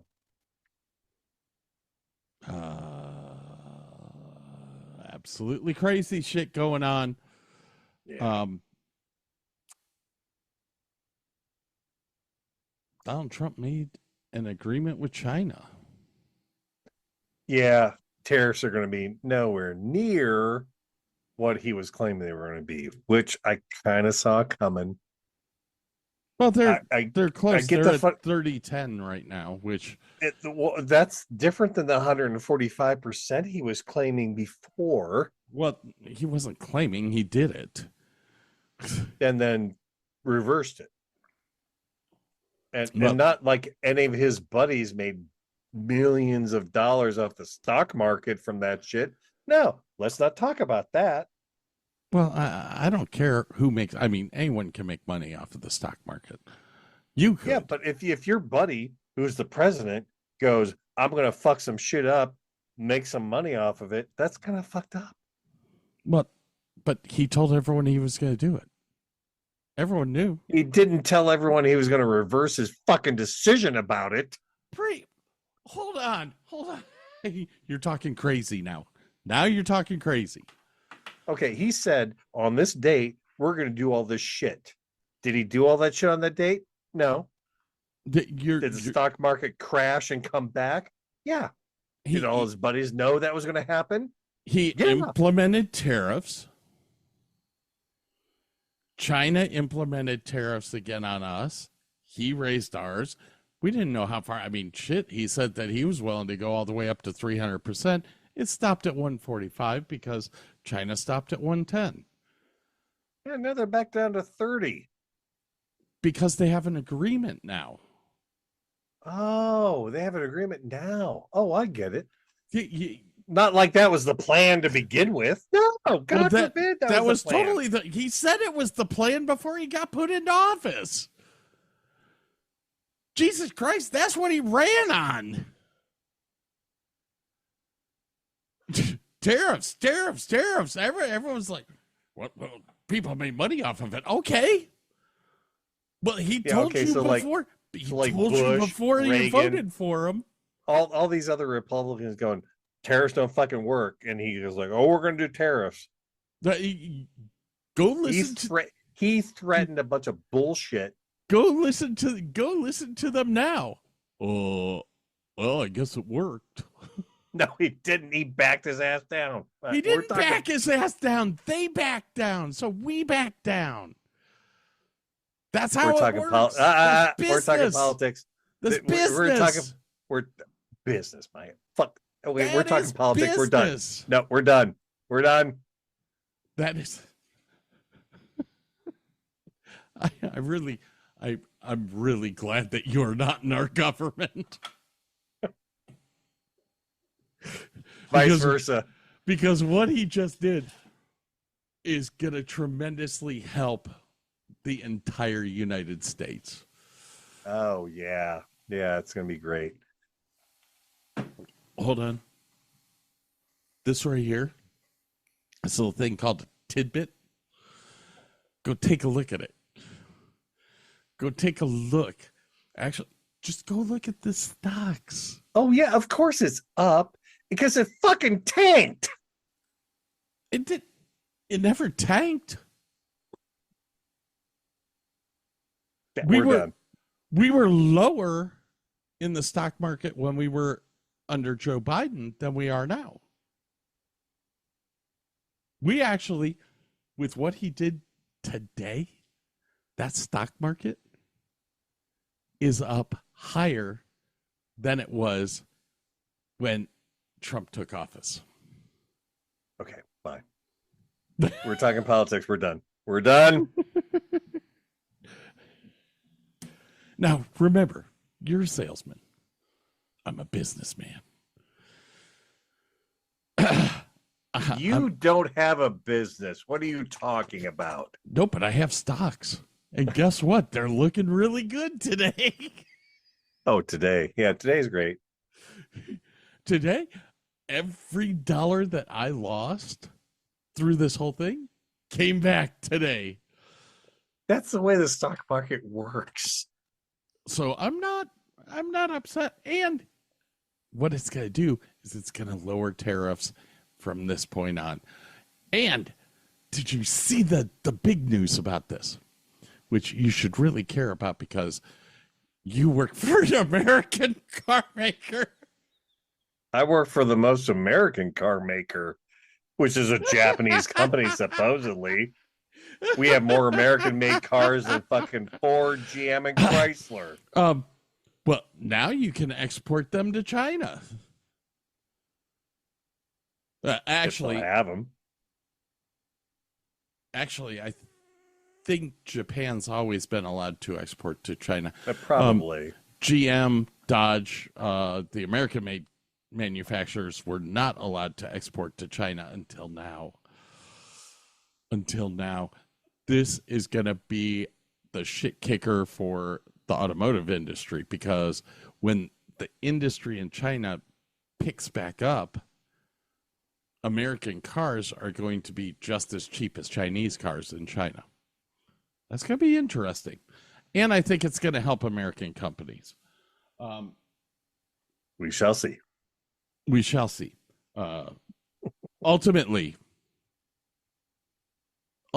there's still a couple of things that have to be fixed here fairly quickly, which is microprocessors and stuff need to be made in America.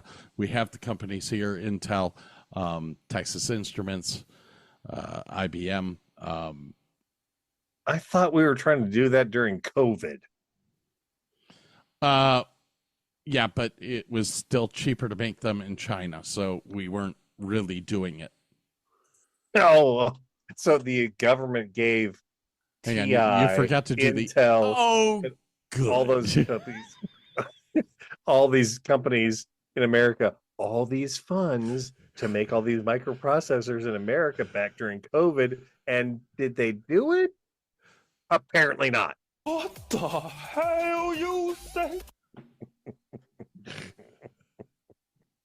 Now we gotta start all over again. Oh fuck, we gotta make a processor in America again. This was 5 years ago, motherfuckers. Come on. It's a bold strategy, Cotton. Let's see if it pays off for him. I'm telling you, the world just goes round and round and round. What was that movie? And everything that we think or do doesn't mean a damn thing. Yo. Yo. Everything we want to happen don't happen. Everything we'd like to happen don't happen. We don't. We don't matter. It's like a NASCAR race, man. Yeah, just turn left. Go fast. Turn left. Go fast. Turn left. Am I going in a circle now? Maybe. I don't think so. If I'm not last, I'm first. Donald Trump needs some help, man. He just no. Don't say that. He's fine. He's doing great. Fuck Indiana Jones, put a chicken in and make her name it gay. Dude, I didn't realize you got the Indiana Jones one in there. Oh yeah, fuck yeah, I got them all, man. Fuck Indiana Jones, put a chicken in and make her name it. Fuck baby Jim, put a chicken in, make her gay. It means put a chicken in the linguine and make her fucking gay. And I want it lame. Put a chicken in, make her gay. Wait, this is the last one I gotta fix. I'm just taking all the gaps out of it. I think that things are being kept from me. Oh shit! And if you're going to keep things from me, the next cabinet meeting with Donald Trump. I think that things are being kept from me. And if you're going to keep things from me, then you'd better put a chick in it and make it fucking gay as fuck. As Pam Bondi walks through the door.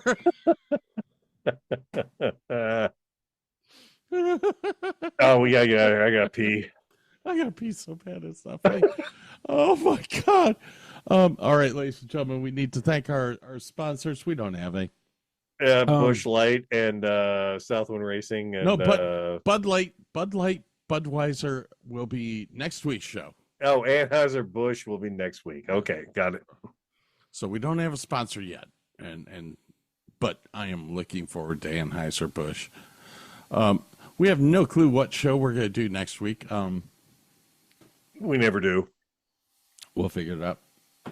It'll have something to do with horses, Clydesdales. Horse cock. What?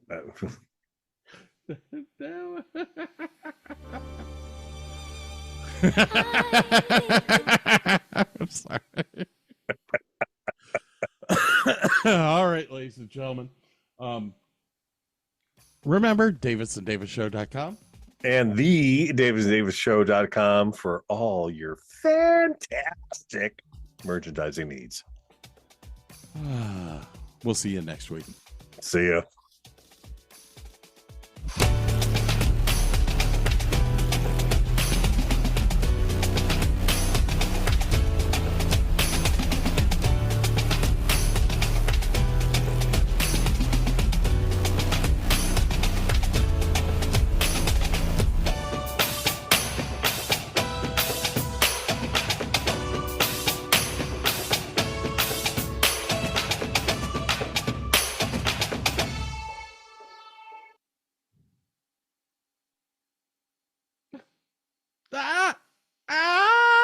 You ever seen a grown man naked? Oh, shit. The hell? That's for white people. Emotional, damn. It's a bold strategy, Cotton. Let's see if it pays off for him. I don't have my... Oh, wait. Where's the button? What the fuck is it? Dumbass, hit the button. No, that's not it. You were a fucking military genius. Apparently not. Oh, here. I found it. Bye-bye, boys. Have fun storming the castle. Think it'll work? It would take a miracle. Bye-bye. At Carol Wins, we're serious about our guests having a seriously fun season of fun. Seriously. Buy Buy a 2025 Silver Pass for only $95 and get unlimited visits through Labor Day. Unlimited upside-down loops, unlimited ice cream cone licks, unlimited super spinny swings, and includes parking. Told you we were serious. Get your 2025 Silver Pass at carowinds.com. Plus taxes and fees, online only.